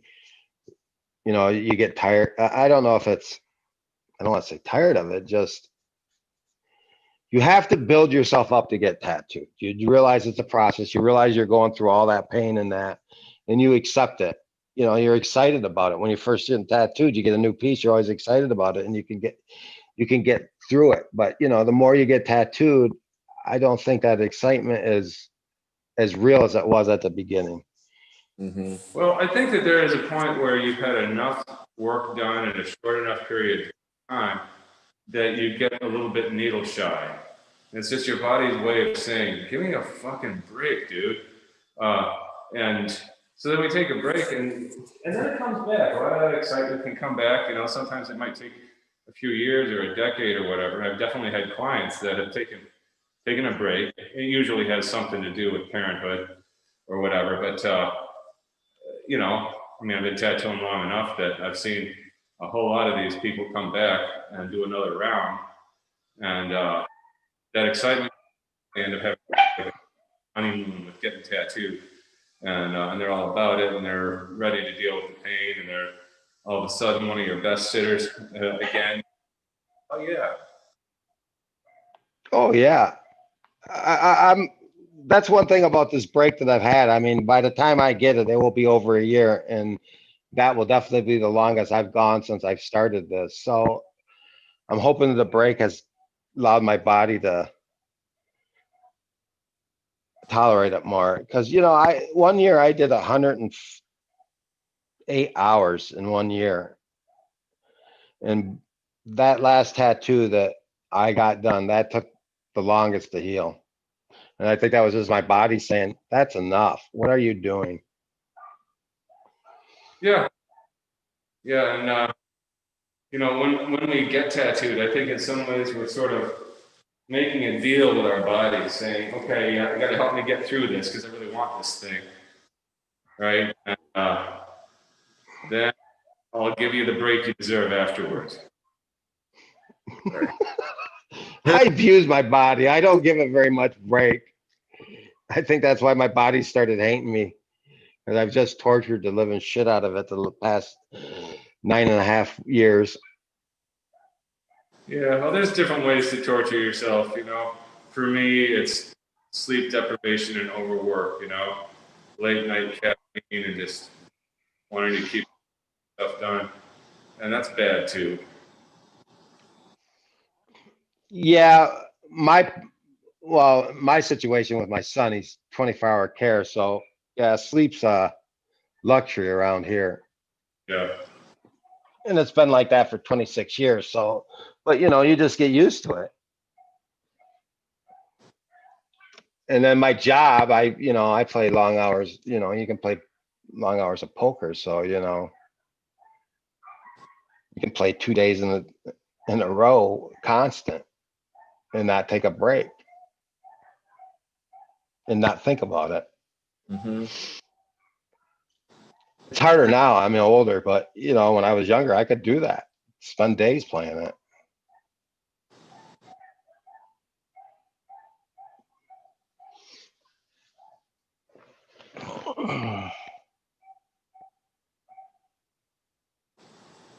Where'd Fawn go? Yeah. Indeed. I was supposed to get tattooed in November. I think she's switching over to. Oh, here she is. She's back. Oh, hey, Fawn. Oh. I'm back. What up? Hello. There you are. Squillismo.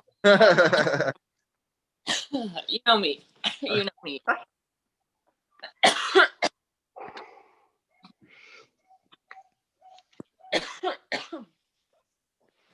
Woo, got me. Oh, I'll be right back. The dogs before I. I was waiting for Todd to call me out. You guys want to come in? Come on. That's producers. From the Come on, other. Sarah Jane. You wanna come up here with my meeting? Come here. Come here, babies. Come here, Sarah Jane. Come here.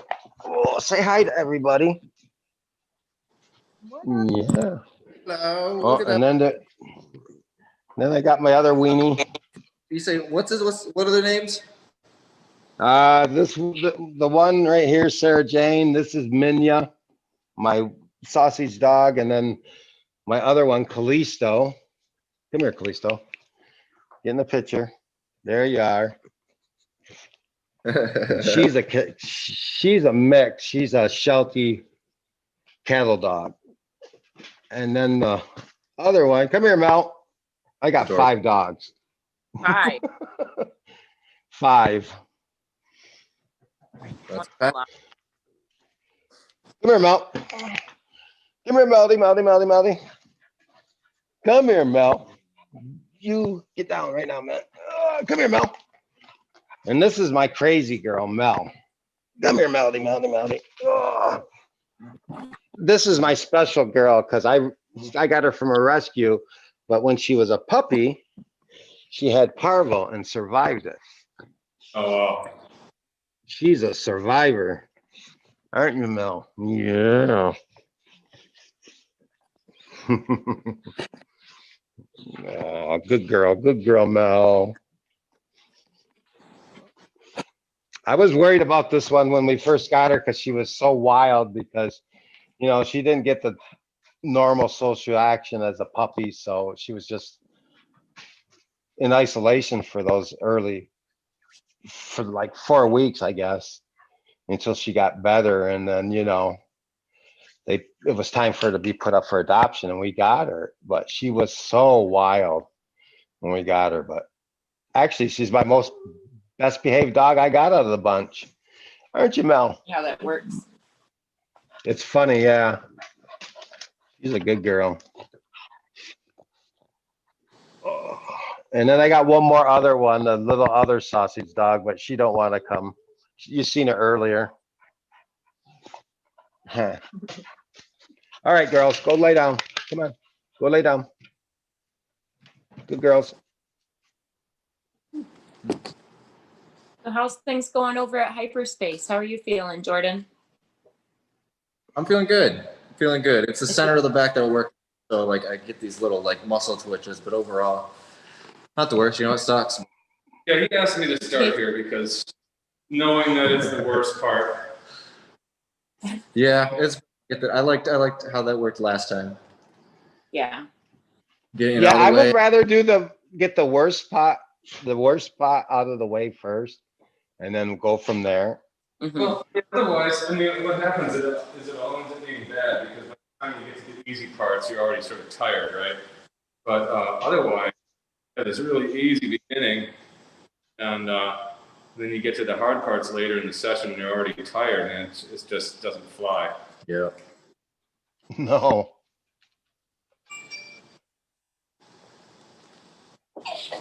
Because Randy tattoos like a printer.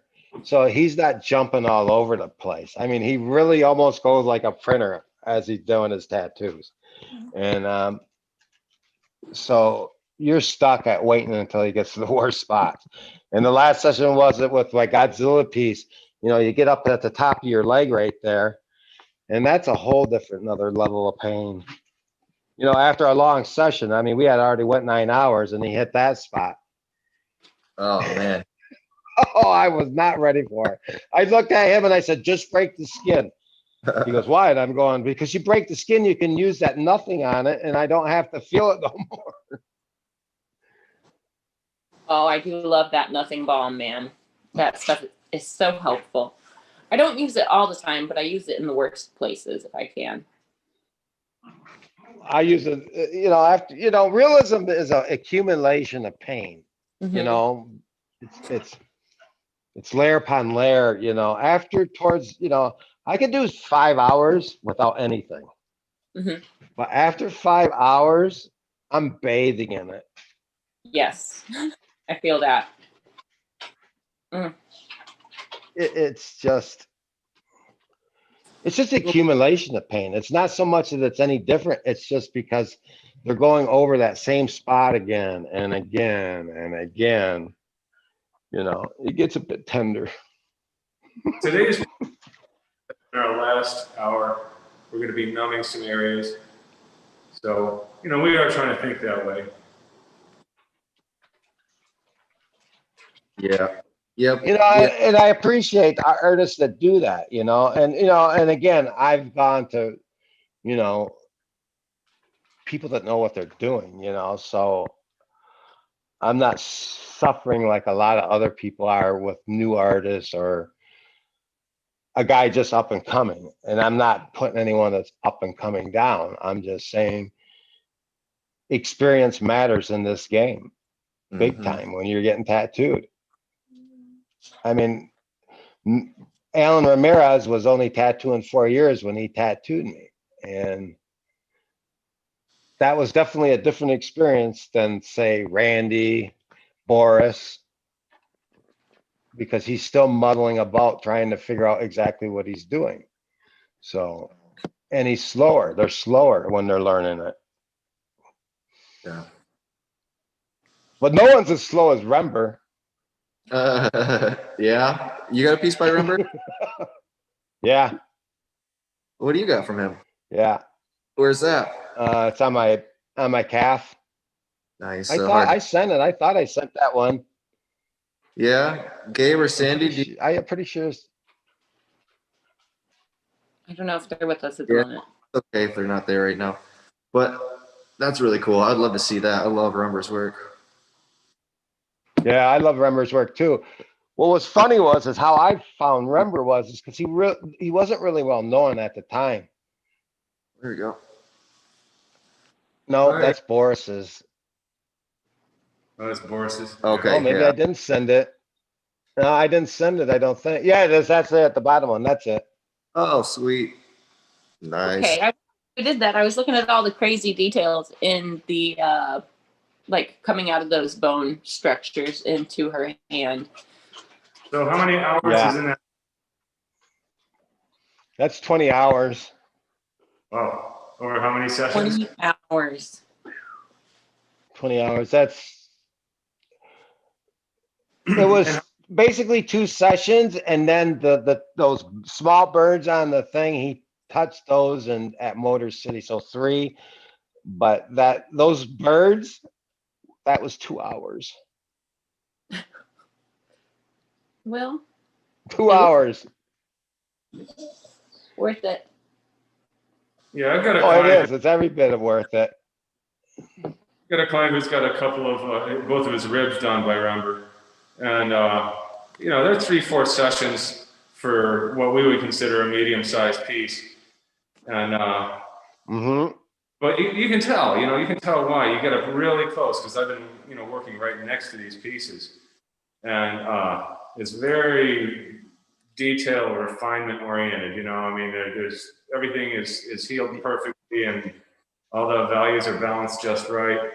And it takes time. It just takes time to do that. Well, how I found Remmer though I had just started getting tattooed. I was working on my first sleeve, and I went to Motor City in 2012. And there was this girl that had a back piece that Remmer became famous for at that point. And I seen that piece and I was like, wow, that's just totally amazing. I gotta find out who this guy is. And I didn't find out at Motor City who he was. It wasn't until I went to Paradise that year and ran into the girl that had that back piece. And I go, who did that? And she goes, Rember. And I go, is he here? And she goes, yeah. So she takes me over there and I meet him in that. And the first thing I said is, are you free? Are you going to Motor City this coming Motor City? He goes, yeah. And he goes, are you free? He goes, yeah. And I go, how much is your deposit? He said 100. And I go, I whipped into my pocket, whipped out 100 and said, I'm your client. Nice. And that's how I got Rember. Hell yeah. I would love to work And and when he told me, when he was saying, he goes, I'm slow, I was so new at the game. I didn't realize what it really meant. Well, So, but I love that tattoo. That's one of my favorite is Rember's. I absolutely love it. It's looks as good as it did the day I got it. And he was only 100 an hour when I got him. Which, oh man, if anyone, all the days. to collect from those were the somebody. days, right? Yeah, well, nothing anymore for me is under 2,500 basically. So Yeah. Pretty much it. seriously, it's standard, Oh, you stopped getting but small a lot of them have gone. Pardon me? You stop getting small pieces at a certain point, and then you figure each of these pieces is probably going to take 2 passes to really get it dialed in.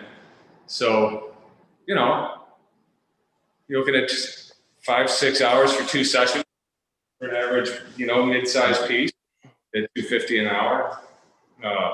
You're going to be paying $25,000-$3,000, and all that work. I mean, it's a chunk of work to get the piece done. Mm-hmm. Oh yeah. You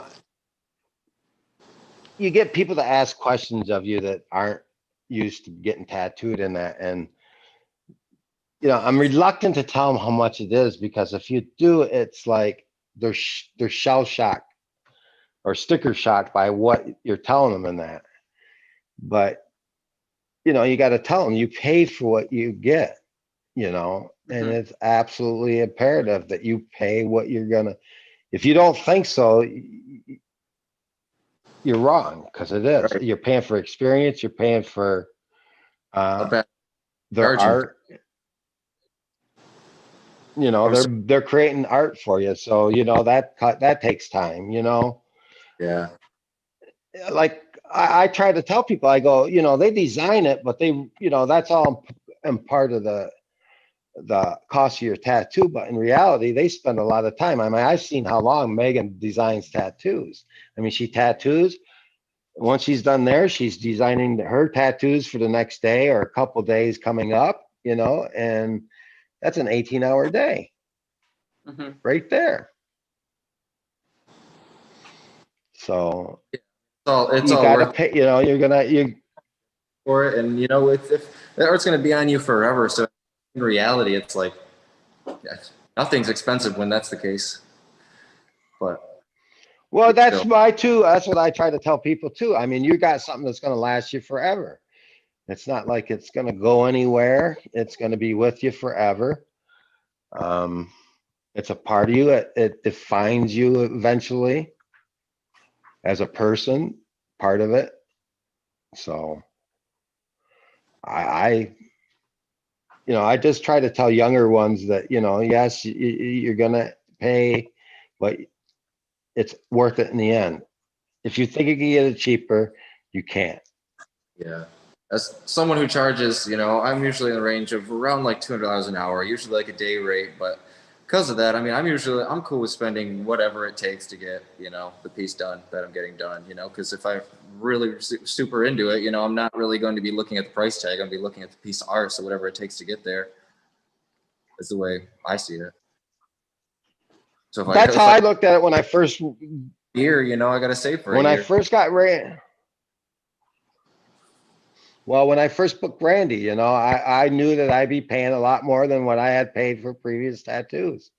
And, I knew that was the price I took to get that type of level of artwork. And when I got it, I was more than ecstatic. And that just was more than enough to hook me for life. Mm-hmm. I mean, I for over travel and everything and all that cost of my tattoos, I'm well over 100,000. I was just going to ask you that question. You beat me to it. I feel like it was a couple years ago that you and I had this conversation, and you said you were in the ballpark of 100,000 then, and I was like, man, I'm right at like 50 grand, and I stopped keeping track.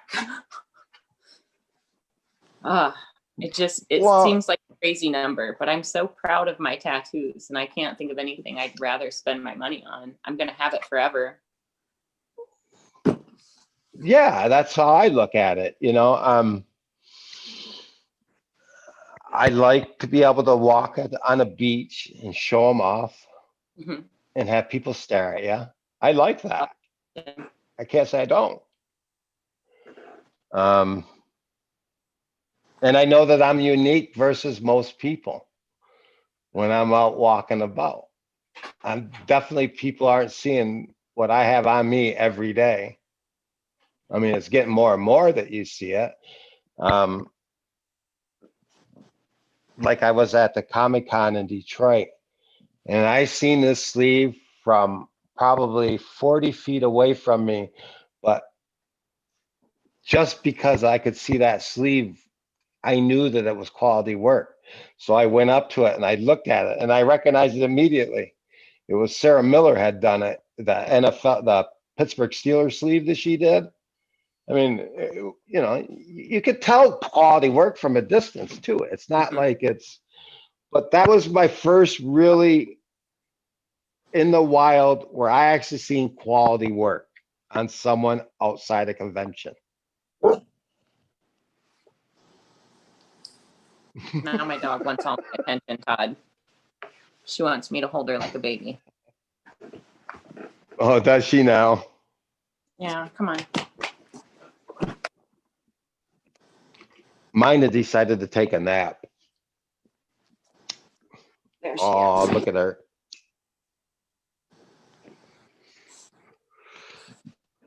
Oh, she's a big girl. My buddy Jordan's got that same type of bulldog, and they're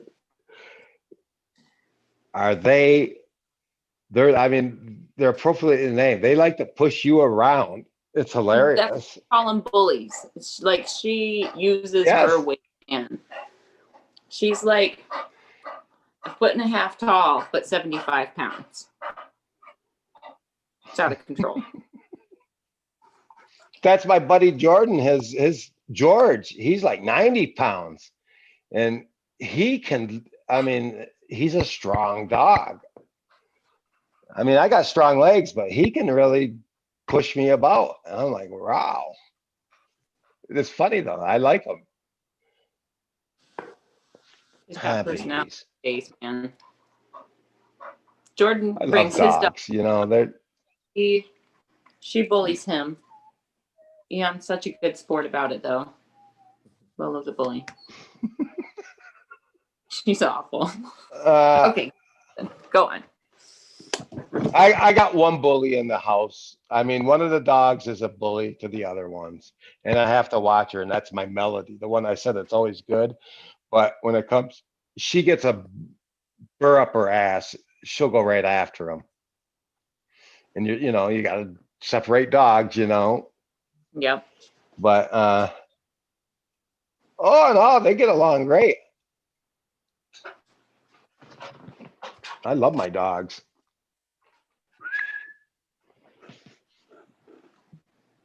So, when you gonna do your neck? Me or Jordan? You. So I don't have any specific plans, but eventually I do want it to go like I want just cohesion between my like back and shoulders and the sides of my head. But I'll probably leave my throat open. So like I'll leave this open, but do the sides of the neck. I don't know. Maybe I'll just do like some cool trippy acanthus sleeves or something. I don't know. I haven't thought about it yet. Maybe that's the idea. Acanthus sleeves wrapping up and like presenting my head. Russ, are you listening? You know, I'm just not. I mean, again, I'm older, and it's just to me doing my neck now. It just seems so out of place for my age. If that makes sense. If and when I do my neck, I definitely want to keep the throat open just because I think it's a nice feminine natural area. I want to keep the front of my throat open, but it's going to have to be something really graceful, and maybe, I don't know, it might not even be, I just haven't thought about it too much yet. I do imagine eventually I'll do like my suit will connect all the way around and my whole neck will be covered except for the front, but I'm not there yet. Like I'm still like kicking ideas around for my belly. I was supposed to get my belly started with Mike Cole this year, and then conventions all became a thing of the not now. I love Mike's work. Yeah, I think Mike's work would just be the perfect addition to the collection that I already have. I love how everything that he makes, it actually looks like it's faceted, you know, but it also looks like it's got its own energy. So there's just a lot of like vibrational things that he puts into his work that I think align with a lot of my own imagination. So I'm really worried about it though.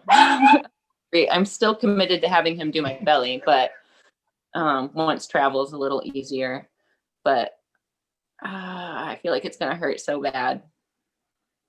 I mean, I'm sure My I'll belly live. did not hurt like everyone's. You don't think so? No, I actually thought my belly was pretty easy to deal. I mean, once you get off center of your belly, yeah, it starts getting a little more dicier, but you know, the middle part and that, no, it wasn't bad until you hit your sternum. Oh, and then once your sternum is, you lose all control. Yeah, I call that the soul button of your stomach. The like solar plexus. It is. Like this area. Yeah. Oh. Yeah. Awful. Yeah, because Megan did that bit right there. That's right there, the eye. So she's doing it. Oh, it hurt. And I was fighting her the whole time. And she just, 5 minutes into it, she looked at me and goes, okay, Todd, we can be here for 40 minutes or we can be here for 20 minutes. It's up to you. And I go, okay, I'll be good. I'll be good. Like behind me. I keep trying to hide from it. That sounds like something I tell my daughter almost every day. It's like, do you want to do this the easy way or the hard way?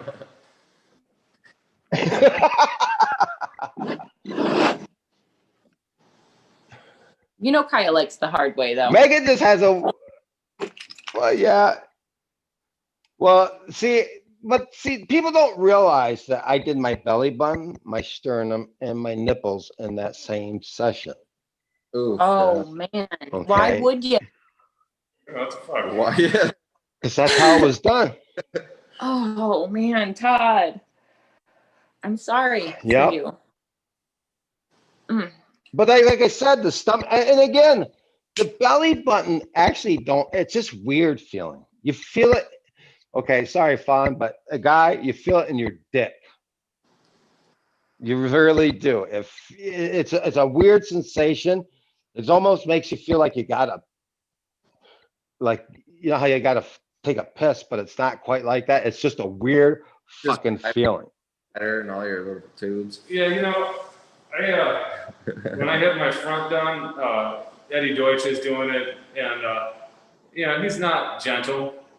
And when we got to, close to the navel, there came a point where I just had to tell him to stop. I couldn't do it anymore. And we never really got this little blank spot in the middle of my stomach, but whatever. It's all covered with hair anyway, so who cares? But yeah, the outside of your navel that sucks, but inside it, it's just a weird fucking feeling. It just was. And that was the first time Megan had ever done a belly button too. So she didn't, most people just dump the black in there and just go at it, right? No, she's actually trying to tattoo it like you would tattoo other parts. So, but again, it didn't bother me. It just felt weird. The parts that hurt the most were the sternum and my nipples. And then the nipple part was, that's insane. Right in the middle of truthfully it was the thought worst. when I got my nipples done, and mine are not even fully saturated, so I have to say that Mine first. aren't either. But I very arrogantly was like, the area next to the nipple sucks, but it's not going to be that much worse. It can't be that much worse. It's only going to be a little worse. How wrong was I, Todd? How wrong was I? It's awful. Like, you go from like sensitive breast tissue to like razor blades, automatic razor blades for several minutes. And then after that, nothing hurt as bad ever again. Why? No. Yeah, it was traumatizing. What? Yeah, I don't. Traumatizing. Oh man, Marcus Lenhard told a story about when the dude tattooed his nipple black, he went at it so hard, like this ridiculous exaggerated. Not only are you gonna get your nipple black, but I'm gonna go as deep as I possibly. Ended up tattooing his milk duct black. And yeah. It swelled up to a C cup size for like 3 months.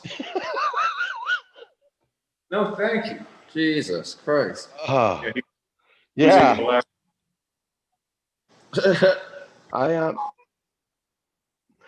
I'm glad I got small nipples. I got buddies that got like the big pepperoni size ones. And one of my buddies got at Golden State this year, he has those. And he got it all blacked out. And plus the tip of the nipple was like, the Playtex bottle type, the real long one. Oh my God, did we make fun of him the whole time he got tattooed?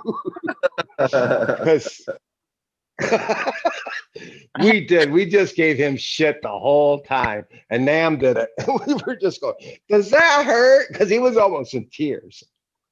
I want ultrasound. Well, it was a bad noises I don't usually make. Oh, I screamed, and Big Mees was standing over me when Megan was tattooing me, my nipples, and I screamed in his face. Because what else are you gonna do? You can't. It's so intense. It's like, oh fuck. I mean, that's what it was for me. And I'm going, boy, this was a stupid idea. Seems like a great a little body experience for me. I was just like outside myself, just holding on for dear life for about About 3 minutes, But- maybe But that. from an aesthetic point of view, if you're gonna do the whole body art thing, they need to go. Because if you don't do it, they look like you got two pepperonis sitting there, and it's just distracting to the artwork. They truly look like pepperonis after that. I just want to say for the They don't record, blend though, into the. that is the nipples are the kind of place that you could probably numb like 100% really easily with a numbing product. Just for the record. Yep. Yeah, Yeah, I Vince, thought about that too, and I don't know why I didn't, it was just something, brain dead, I guess, at the time, or, The first session but of I should have did that. after my nipples, I was so traumatized that I absolutely had to pre-numb the last time that we worked on it. It was awful. Awful. And I wanted to make sure we did the nipples super early in the session. And I was at a convention. I'm topless in front of, a few people. Yeah, I at Hell's- remember. A few people. Hmm. No big deal. Awful. It was one of those times where it's like, I could have done like next week at the shop. Why'd I commit to doing it here? It's okay though. It's all right. I loved it. I loved the experience. I hated it, but I loved it. I can't wait up again. So to women collectors that can go and get tattooed at conventions, my hat goes off to them, because they are the subject of every guy's view. I mean, again, guys are guys, we're pigs, but most of us that are in our body, we accept what it is. But I give my health that women that are willing to put themselves out there and get it done in front of everybody, because that's a lot. You gotta modesty aside for the sake of the tattoo. I'm not really, I mean, I am not an extrovert by any means, not really. I should say I'm not an exhibitionist by any means. That's probably the more appropriate word. I'm not an exhibitionist. Right, something like that. People will are. For the sake of the tattoo and making the process easier for the artists working on me, I just kind of like swallow my modesty for those moments. I feel like I need to just put it on the back burner, because it's only going to make things more awkward for all of us. It's kind of like the littlest sacrifice I can make for the sake of the quality of the project, is to just like swallow that modesty and get it done. Being timid and shy is only going to drag the process out longer. But the reason I say that I give women credit is because when I was at Motor City, this girl complained because she's getting her ass tattooed at the convention. I mean, she made the conscious choice to do that in the first place, knowing that there's going to be a crowd around her, right? mm-hmm. So why is she bitching that people are around watching her get tattooed? You know that this is a convention. You're right in the middle of the high traffic area, and you're complaining that people are stopping and watching you getting tattooed. Mm-hmm. I thought that was the stupidest thing I heard out of someone that should know what the process is. I mean, this girl wasn't like she wasn't not tattooed. I mean, she had a lot of work on her, and Mm-hmm. she's complaining about her ass being out as she's getting tattooed. I just thought that was hilarious. Maybe that's a way of letting everybody know that she's not an exhibitionist. And I don't know. This guys. Yeah, just so you all know, this is not what I would do normally. Well, everyone knows that. I mean, we know that the process, anyone that's been through this understands that's it. We have to get, we're all half naked anyways when we're getting tattooed. So you accept the fact of what you're doing, and especially in a public setting. I mean, if you're uncomfortable in that setting, then you shouldn't be in that. I guess that's what I'm trying to say. Because you're definitely going to be exposed in a convention. Russ and tattooed. And the reason I said that is because fun, you know, I mean, you that whole session at House City. I mean, you were out there for everyone to see. But again, it was just a process. When I was watching you, it was all just the process of what you were getting. Yep. It was amazing. I mean, I like that whole how your chest is. It looks great. Thank you. Actually, Nice piece. I wore a tank top today to show in case this came up. Oh, look, we can show it off. Yeah. Yep. oh, Now that, oh yeah, there's guys. Yep. Wow. Warm and cool. I like how it just melts in there really well. Now, that was a collab, right? Your chest part right there, right? That was. Yeah, all of it. So Ty and Adam collaboratively drew the sketch for it, and then they collaboratively just kind of like worked in tandem all over it. They trade sides, and Yep. so it's all like a little bit of a mix of both of them. Yeah, I like Ty. Ty's got some amazing work too. You know. Yeah, it's definitely a mix of him and Adam for sure.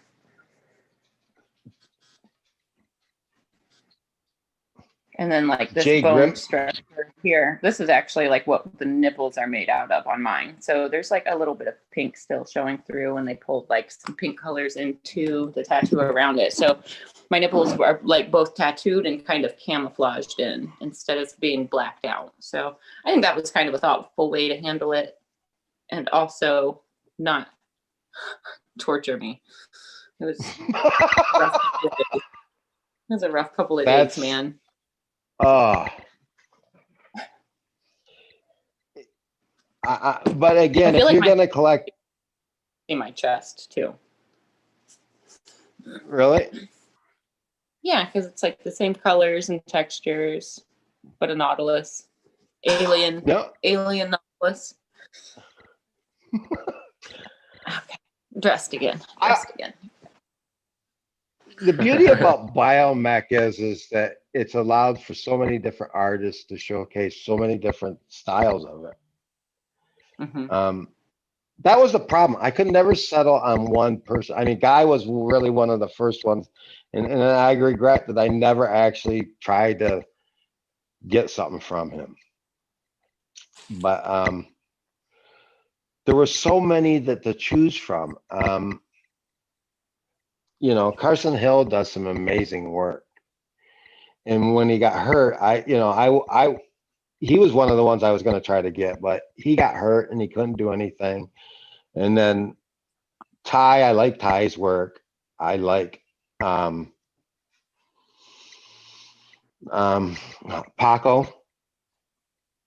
D, because his is more organic. Yeah, his is more organic than mechanical, and I always like that. I always call in Biomech. Beautifully grotesque. It is. It really is amazing. Yeah, now Paco, one of his things is his clientele are people that come back again and again. You know, he's one of those artists who is good at nurturing that. You know, making sure people get the required numbers. Why it's got such a beautiful, like saturated, smooth, flawless kind of look. Yeah, I've seen when I was at Puerto Rico convention, there was, I think, 3 of his suits that he had done down there. And that was really the first time I got to see his work in person and that. And I just was like, because, you know, you see it in magazines all the time, but up close, it was like, wow. The dedication that those guys did, because it was their whole suit, everything. I mean, it was the hours that they did. And that's what I tell everyone, that if you're going to do it, and if you're serious about doing it, bigger is better. That kind of goes back to what Guy was saying earlier about how Adrian Lee does his consultations, where it's like, you know, from the start, consider how much of your body you want to have covered, and then start, you know, if not planning out every piece, at least plan out balance and plan out, you know, how much coverage and where. and then work towards that. And then the ideas kind of come. Well, that's where younger collectors now that are getting tattooed have the advantage over, like, you know, when I was growing up, you've seen a couple tattoo magazines here and there of tattoos and that. It wasn't a mainstream thing. But, you know, I always liked tattoos from when I was a kid. But again, I live in an area that is so rural that the first tattoo artist that was the only tattoo artist we had in the town at the time, his name was Fast Eddie. And Did he play pool? and all he did was just traditional. What? No, but that's what his name was. And Fast Freddy, I meant. And but you know, he was just doing traditional. And no offense to people that like traditional, but if I was going to get a tattoo, I wanted something different. And I knew that there was other things out there, but I couldn't get exposed to it. It took a while. And that's the thing. Today, all the kids can see what's out there. I mean, Instagram basically is everyone's portfolio anymore. So it's not like you can't go and find an artist that's good to suit your needs and research what you need to do. And most of them can do that. I know a few guys that, like Zach, he's thought his stuff out really well. And then there's another guy that I know, Juice. He was older when he started it, but he's got Dimitri Simon. I mean, AD Pancho, Silvano, Robert Hernandez.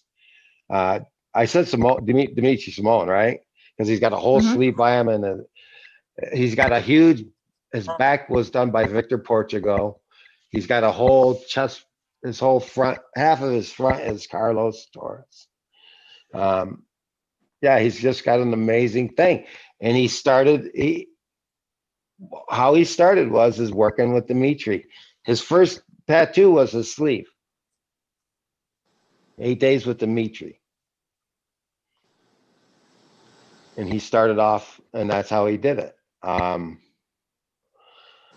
But me growing up, you just seen, you know, it was bits and pieces, and you never thought it out, like, you know. And I guess that's my biggest mistake is that I never, if I had to redo it again, I would go bigger. Less pieces, bigger pieces. A much more theme type of thing. You know, when I realized that I could afford anything that I wanted for tattoos, you know, when I first started doing this, I went crazy because I can do it. Isn't that a dangerous thing when you realize you can afford the cream of the crop and the best in the world, and it's just a matter of like getting their attention and then waiting your turn? Yep. I don't want to be arrogant about it. Something that happens with young artists is, you know, they get to a point where they're part of a tattoo community. They have coworkers, and they're like, "Hey, let's swap work," and they get excited. And before you know it, you've filled up both arms with stuff that's, you know, pretty good, but it's mostly younger artists, you know, learning on each other, and they're going to get better. Yeah. It ends up not being, I don't know. I mean, I think it's one of the curses of being in this profession is it's hard not to fill up too fast. Yeah, it takes restraint. Yeah, it takes restraint. I definitely had to be patient. Took a lot of patience. I wanted to be covered, but I had to be patient.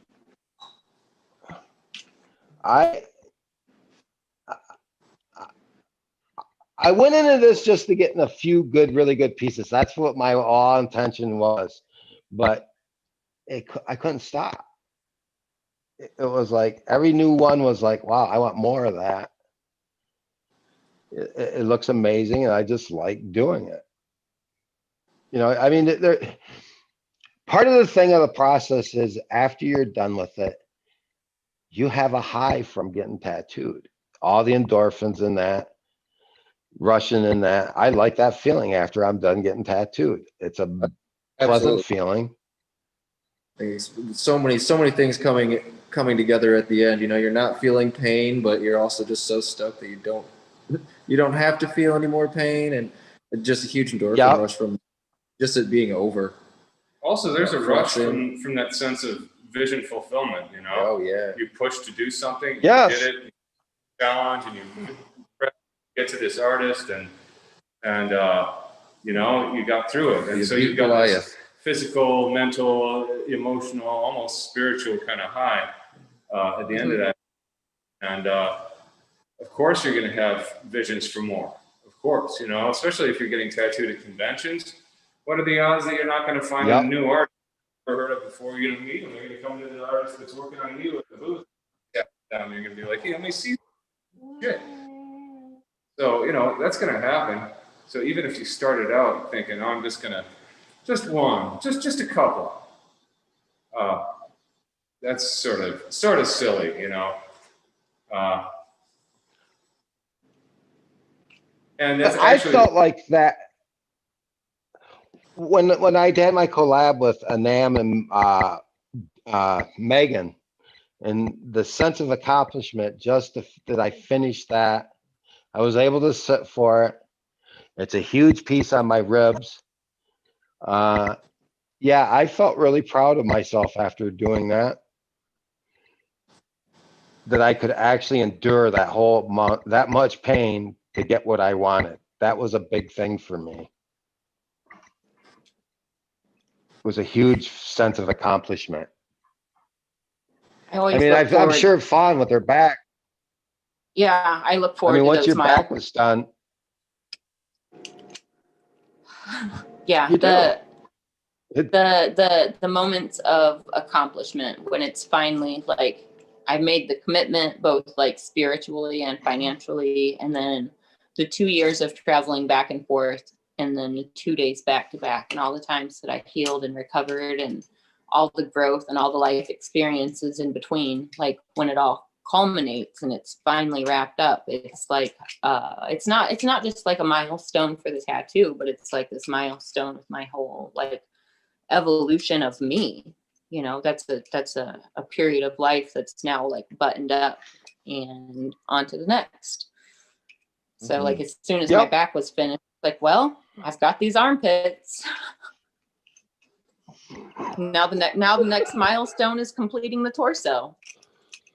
So Well, I said when I started this, I wouldn't do my hands, but that was always a loose thing for me that I wouldn't do my hands. It was more to appease my mom, I guess, you know, because she was freaking out when I kept on getting all these tattoos and that. My mom's not pleased with it. not pleased. So I sort of tried to appease her, right? And but you know, there was this Jack did actually more than just the hands. He did the whole front of the arms and that. And I said, seen that, and I was like, I want that. I want something on my hands like that. I thought that was really cool, and that's when I made my commitment. I was going to do my hands, and I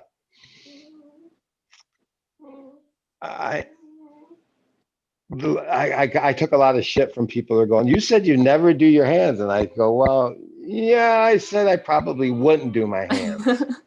I didn't say actually I wouldn't. I just said I probably would.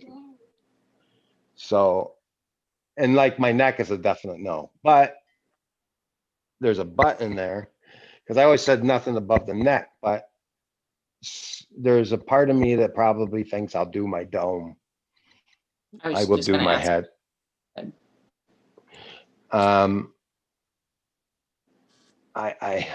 I just feel that I have to do at least that.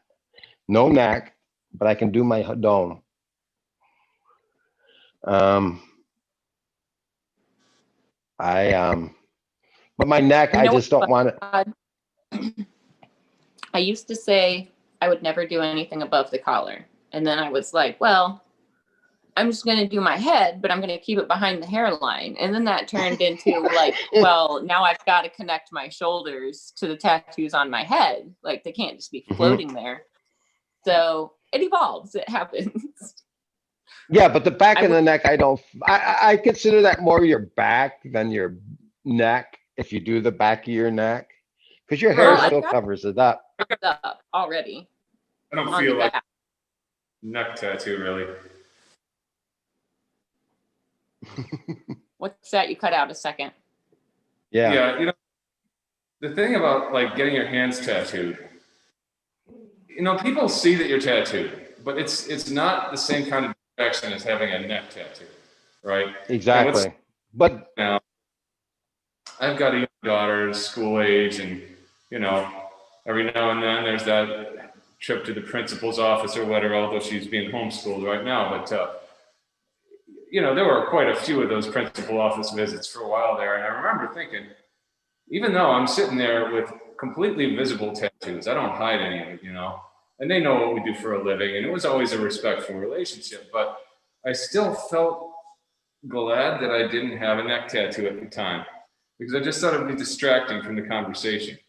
It's not about whether somebody is judging you for having a neck tattoo so much as it is about being distracted by it and not seeing your face because your neck is too interesting, you know. That's kind of what stopped me, and I will get there, you know. I think when daughter is an adult, and you know, I got the long-term vision. I don't feel like I have to be done with my bodysuit at any given time. In fact, my plan is to never be done, just like my plan is to never retire, you know. So you know, come to a point where you don't have any skin left and you're just working on existing stuff. But I still like the experience. So no need to ever declare it finished. No, I give you that. I mean, I do like the process of planning a tattoo, going through the whole deep talking with the artist again. And again, I never really had any ideas for my tattoos. I gone in there and I said, do what you want. And that's how it's been for me. I mean, I asked for, like Boris, I said, I wanted something like an Ice Princess and that's what he did that. You know, I maybe come up with a couple themes because they ask, you know, they can't just create something for you out of nothing. Megan's about the only one that has done that for me. But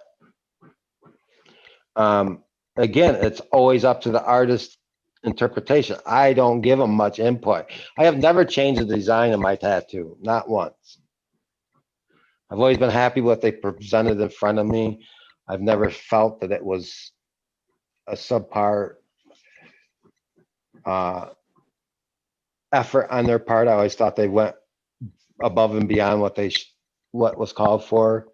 So, but I always thought that it was, from the beginning, is that you just let them have free reign and it's better for you if they're into it, you know. I mean, I find it hard to be motivated. I you know, artists are working day in, day out, and it's got to be hard for them to come up with inspiration all the time. Well, honestly, that's one of my favorite I don't know. Is the fact that I'm going to be throwing some curveballs. I mean, yeah, I don't mind a little bit of that just do your thing kind of thing. But even then, if you were to come to me and say, just do your thing, I'd say, well, you know, I'd like you to show me some of your favorite pieces I've done, because I do a lot of different things and I just want to get a sense of your taste, you know, and I'll come up with something completely original after that. But, I especially like it though when people come to me and say, yeah, I want a different twist on something you do before. You know, I see you do this thing, but what if you were to do this with it? And I'll be like, huh, that's a great idea. I wouldn't have thought of that on my own, but now that you brought it up, that's a great idea. I like that, you know, and in fact, I think it would be very hard for me to evolve as an artist if I didn't have a certain amount of that in my life. Oh yeah, I mean, again, I've given input on every point of it, but again, I have never specifically said or been picky about exactly what needed to be done. I mean, I've seen I know this one guy made Boris redraw 8 freaking times. And it's like, Oh. I trust I tell them what I want, and I trust their interpretation of it. I guess I should have been more specific in that when I was saying it. Yeah, I hear you. And you know what? The thing is once somebody's made you redraw something 8 times, it's hard to have confidence what you're working on. The whole time you'd be like, well, are they going to be happy with this? You know, I wouldn't feel comfortable with that. And, you know, I definitely am happy to make revisions if they make sense. And there's been a few times where, I mean, I got to admit, I was like, part of me is like, no, I don't want to fuck with this. It looks good. But, you know, then I'd stop and really listen and say, okay, I see your point. Let's try it. And then by the end of the day, I was definitely very grateful for, you know, the fact that I had to stop and do something that wasn't just my habitual way of handling the matter, and instead really consider my client and consider their taste and their vision, because sometimes they're coming to me with something they're really hoping for. And I want to know what that is. This is their tattoo. Is they're hoping that I want to deliver. Oh.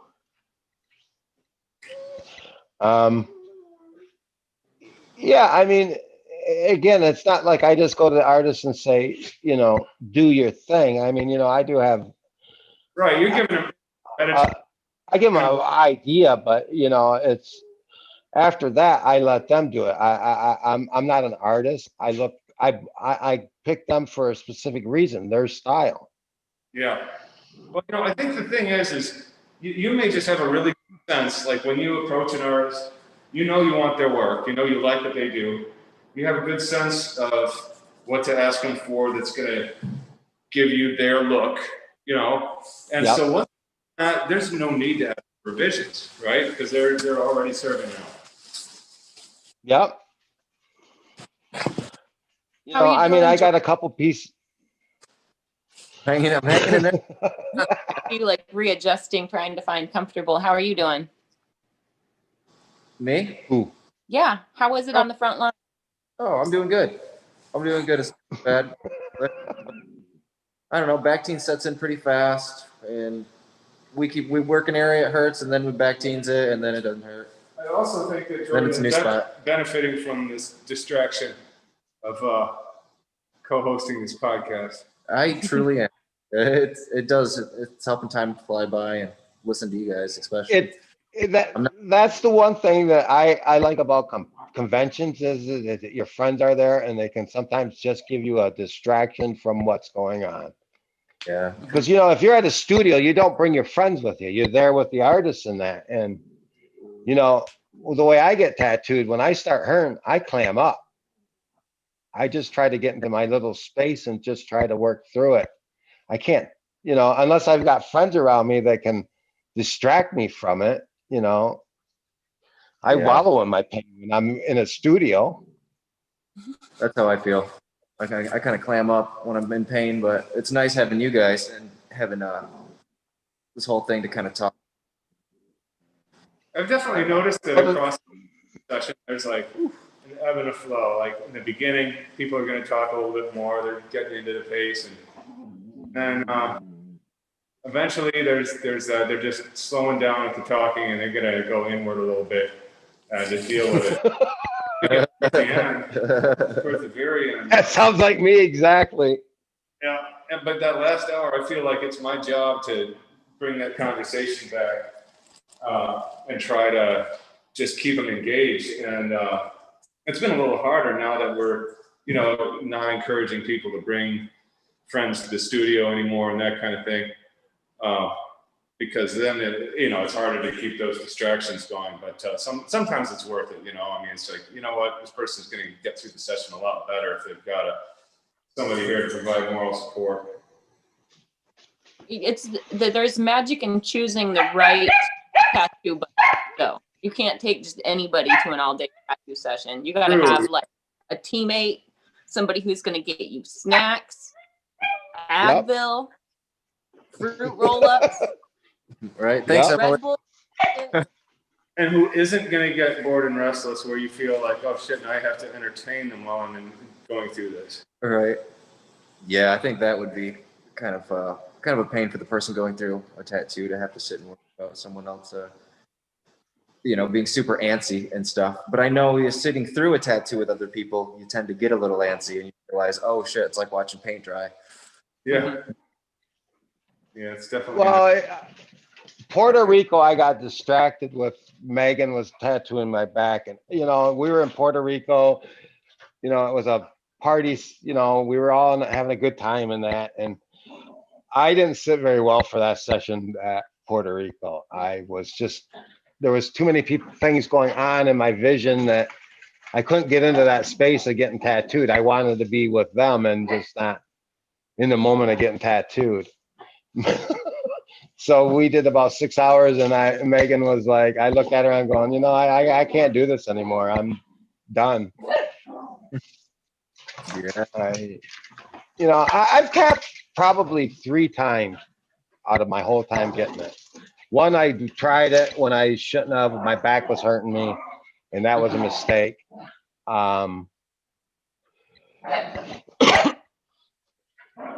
And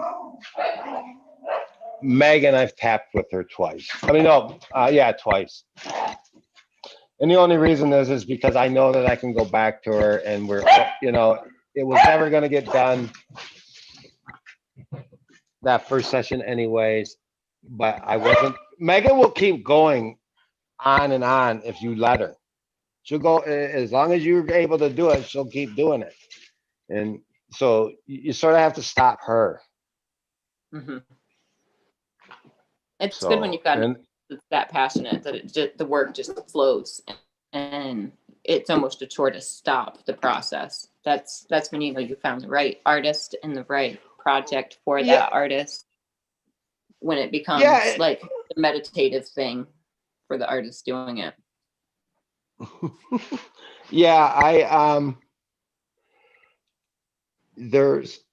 I've had, let me think.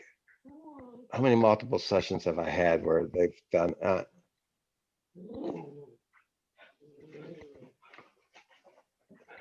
Butcher, we did the hockey player.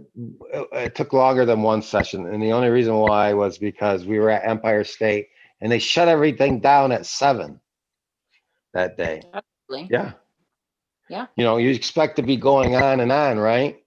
We started at 3 and we were done at 7. We only did 4 hours into it.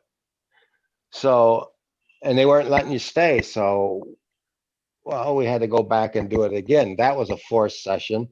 Boris was too, because I got tattooed in Vegas and at Starlight, and they closed at 10, and they didn't let him stay longer. So I went back for a 2-hour session the next day. So that was a forced 2-session one. But Megan's with Insatiable, the first one we did, that was 2 sessions. We knew it was going to be 2 sessions. Do you prefer to do 2 days back to back, or do you like to do a day, heal, another day? The reason those were 2-day sessions was they were much bigger tattoos than what I usually get. So it's more about the size than it actually was about Remember was more than 2 sessions.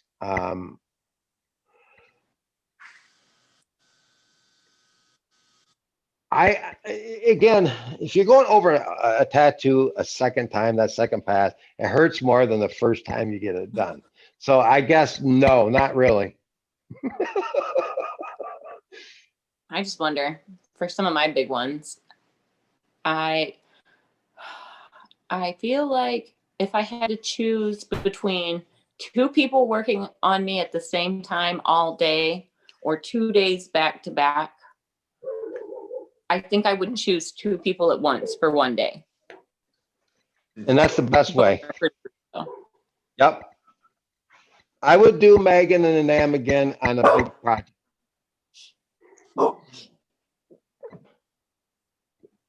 Sorry, there was craziness going on outside.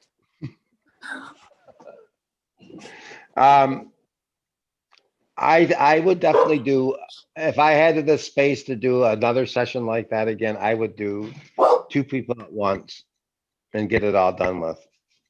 Yeah, it was really nice getting a huge chunk of my leg done the way that I did with Russ and Tofi. It was definitely incredibly brutal after like hour 7, but they were like both working in tandem nonstop the whole time. Mhm. It got to the point where I just didn't want to be touched, like not even like people comforting me. It was just like, don't touch me. I'm overstimulated. This has been too much for a day.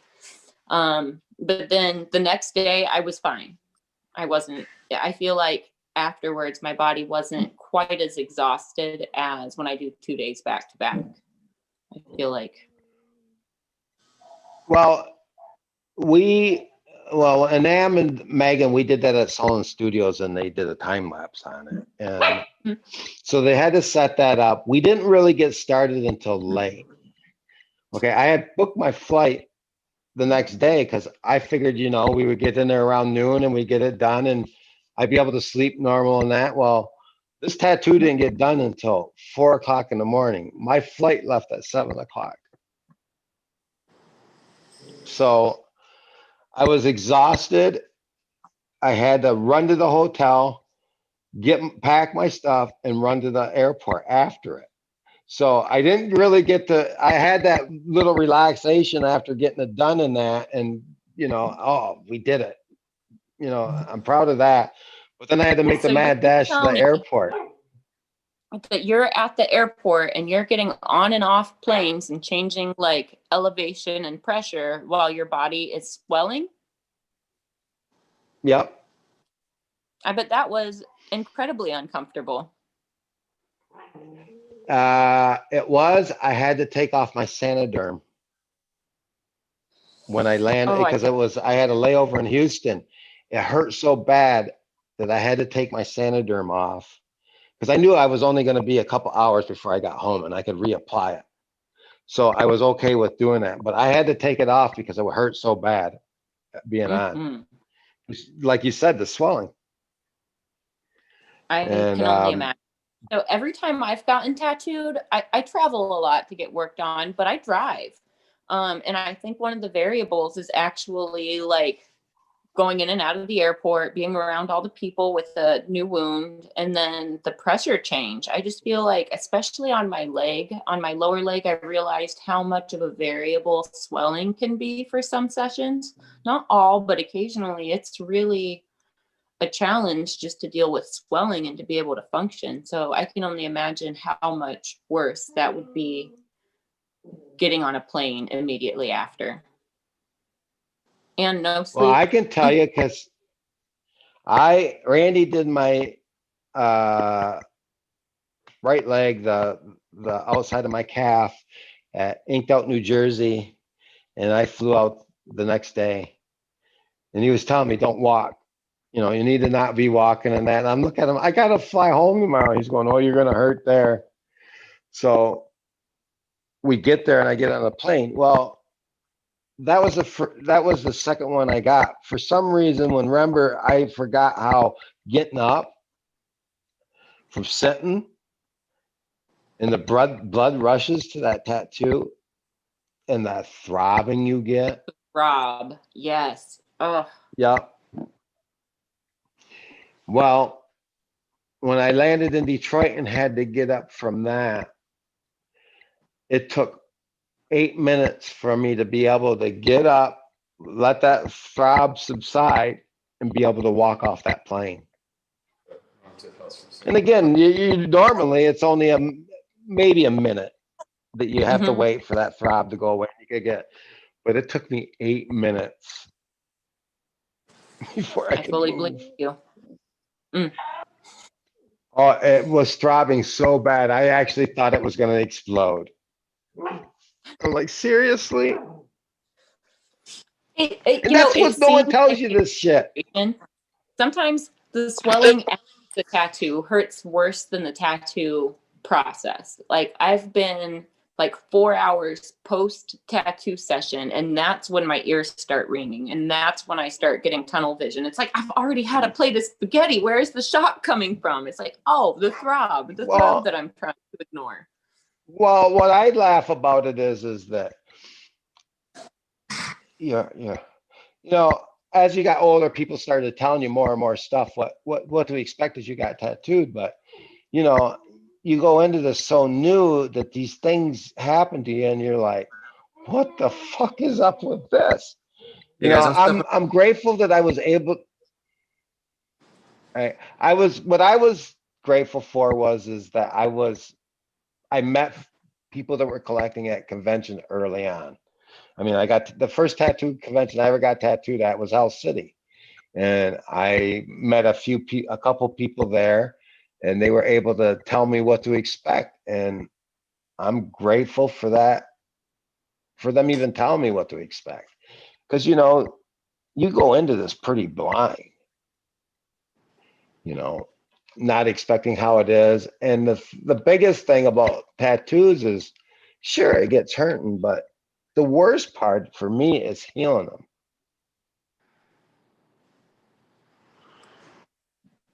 It's that whole week of it healing, the itching, make sure you don't hit it against something, because I've done that with a fresh tattoo. And I actually, on my where Megan did my daisy face on the inside of my leg, I had a piece of skin actually tear away, and it left because I hit it on the edge of my futon, and it was so tender or whatever, it just took a slice out of my skin. I'd be sad. So I'd be sad. It hurts too. It hurts so bad. It hurts well, so that's bad. just it. You gotta. Oh, the healing your feet were the worst. The right one was easy to heal. The left one took 3 friggin' weeks. It was so swollen. It wasn't even infected. For whatever reason, my left one swelled unreal.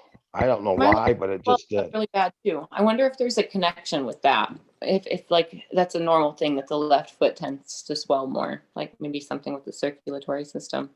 Because my right foot, I didn't have a problem with swelling at all. My left foot, I couldn't even put like my most comfy pair of tennis shoes on. I couldn't. No. It was like slippers was it. That's all I could do. Well, even standing on it in the first week was like a living hell. I mean, it was worse than a throb. I don't know why, but it just was. And the right one, I tattooed my right foot first, and because it was so easy so quickly, I booked the other one with Hollywood again 2 months later. Go back there, and I'm almost riding out of the chair because it's like, why is this hurting so much more? Mine was torturous. Both your feet hurt? Mine were done a few years apart, but my right one never swelled at all. It's been worked on a few times now. But my left one, it was just a bear, and it's not even nearly as saturated. There wasn't even like more trauma to it, but it swelled and swollen. It was. Well, the other thing is the difference between the healing is I used Sanoderm on the right one, and then Inkies came out with that spray that you put on it, and it covers it up like a liquid bandage in that, and you just leave it on, and as it heals, it will flake off. I used that, and I don't know if that was a mistake or whatever. I mean, it healed beautiful, but as it was healing, it hurt so bad. It felt like it was pulling your skin, I guess. Yeah, I know. because it's a liquid bandage. It's not really flexible. What's up? Hey, enough. There's no one here.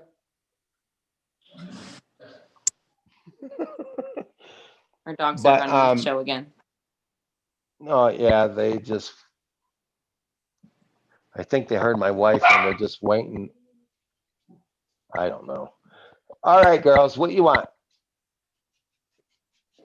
You need out? Do you need out? Come here, Amelia. I'm not sure what time we're at. We're at almost 3:00, Todd. We're almost 3 hours deep in this thing. Do you think maybe we could wrap it up, guys? Yeah, I think so. And maybe talk about it next week? You want to come back and talk with us again next week? Sure. Okay. You know what, though? All right. If you want, we should try to get Chuck on this. Chuck Deasy? Yeah. Yeah, I'd love to have a talk with him for sure. Because Chuck, he's been with me a couple times when I got tattooed and that. It's always been a good time with Chuck. He was with me when Megan tattooed me the first time in that. And that was we had a lot of fun that session. It was a good time. Awesome. We'll reach out to Chuck this week and see if he'll be but available Chuck's for next Thursday. Yeah, Chuck's got 20 years, of collecting. I mean, he hasn't been like me trying to rush and get it done. He's taken his time and he's got a lot of good work on him too. And yeah, he's one that I've been watching for years. His collection is beautiful and it's eclectic. I know Nick Baxter did one of his sleeves, right? Or did he do both? No, he just did the one, and then Jeff Gogay did the other one. Okay, all right. The puzzle one is the one that Nick did, and then the Asian inspired one is the one that Jeff did. Excellent. We should definitely see if he's available next week or the following week. Yeah, I'll talk to him. Okay, cool. Cool. Jordan, are you still around? I'm over here. Yeah, I'm walking around. Okay, you stretching those legs out. I'm here. You want to come back and sign off with us? Yep. Hey, you can turn around and let's see your back. Yeah, let's see the so far. Yeah, let's see it.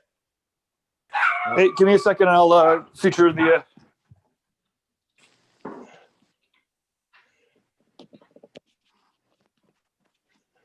Can y'all see? Okay, there we go. Now we can see it. Hold real still for us. Let it focus. That's looking beautiful. I don't know if guys are around there, but great job, guys. It is. That middle is rich and saturated. I like how he's got that middle. Yeah, that's just going to look fantastic. Jordan, you're going to love it. I'm so excited for you. Yeah, it's going to be worth every minute of it. Yeah, for sure. Podcast has been nice doing this while getting tattooed. It definitely helps. I'm glad it helps. Stoked that you came on here, Todd. This was a good conversation. It was fun. I enjoyed it. Absolutely did. It was a bit of a rush trying to get here to do it because of my phone. That was an ordeal. Right. Whoops. But yeah. So yeah, we had a time in Illinois, so I thought we were later, and then I was like, oh shit, it's starting like now. It's okay. It's all right. It all came together. We got to talk to Gabe a little bit, hear about his collection at the very beginning, which was kind of cool. So next week we'll try and have Todd back on again, and maybe Chuck if he's available. Yep. And do you want to throw our handles out there, Jordan, or should I do it? Go to tattoocollecting.com. First of all, first place you got to go. Second of all, check out my page, Jordan Ruckus Tattoo, and then Fawn. Where are you going to find Fawn at? Fawnbaker.com. But also, be sure to check in with all of these events that are going on through Reinventing throughout the week. I think almost every day of the week now, just about, they've got something worthwhile going on. They've got different drawing groups, drink and draws. So if you followed us this long into the video, keep following all the other ones. Right? Go and reinvent it. But tattoo Oh collect, yeah. JordanRookistattoo.com, PaulBaker.com. Yep. Art. All of our info's on tattoocollecting.com. Okay, guys. Well, we'll talk to you next week. Jordan, That was awesome. Yep. Bye. Bye, Fun. Talk- Bye, Jordan. Bye, Gabe. Guy. You guys all take care. Have a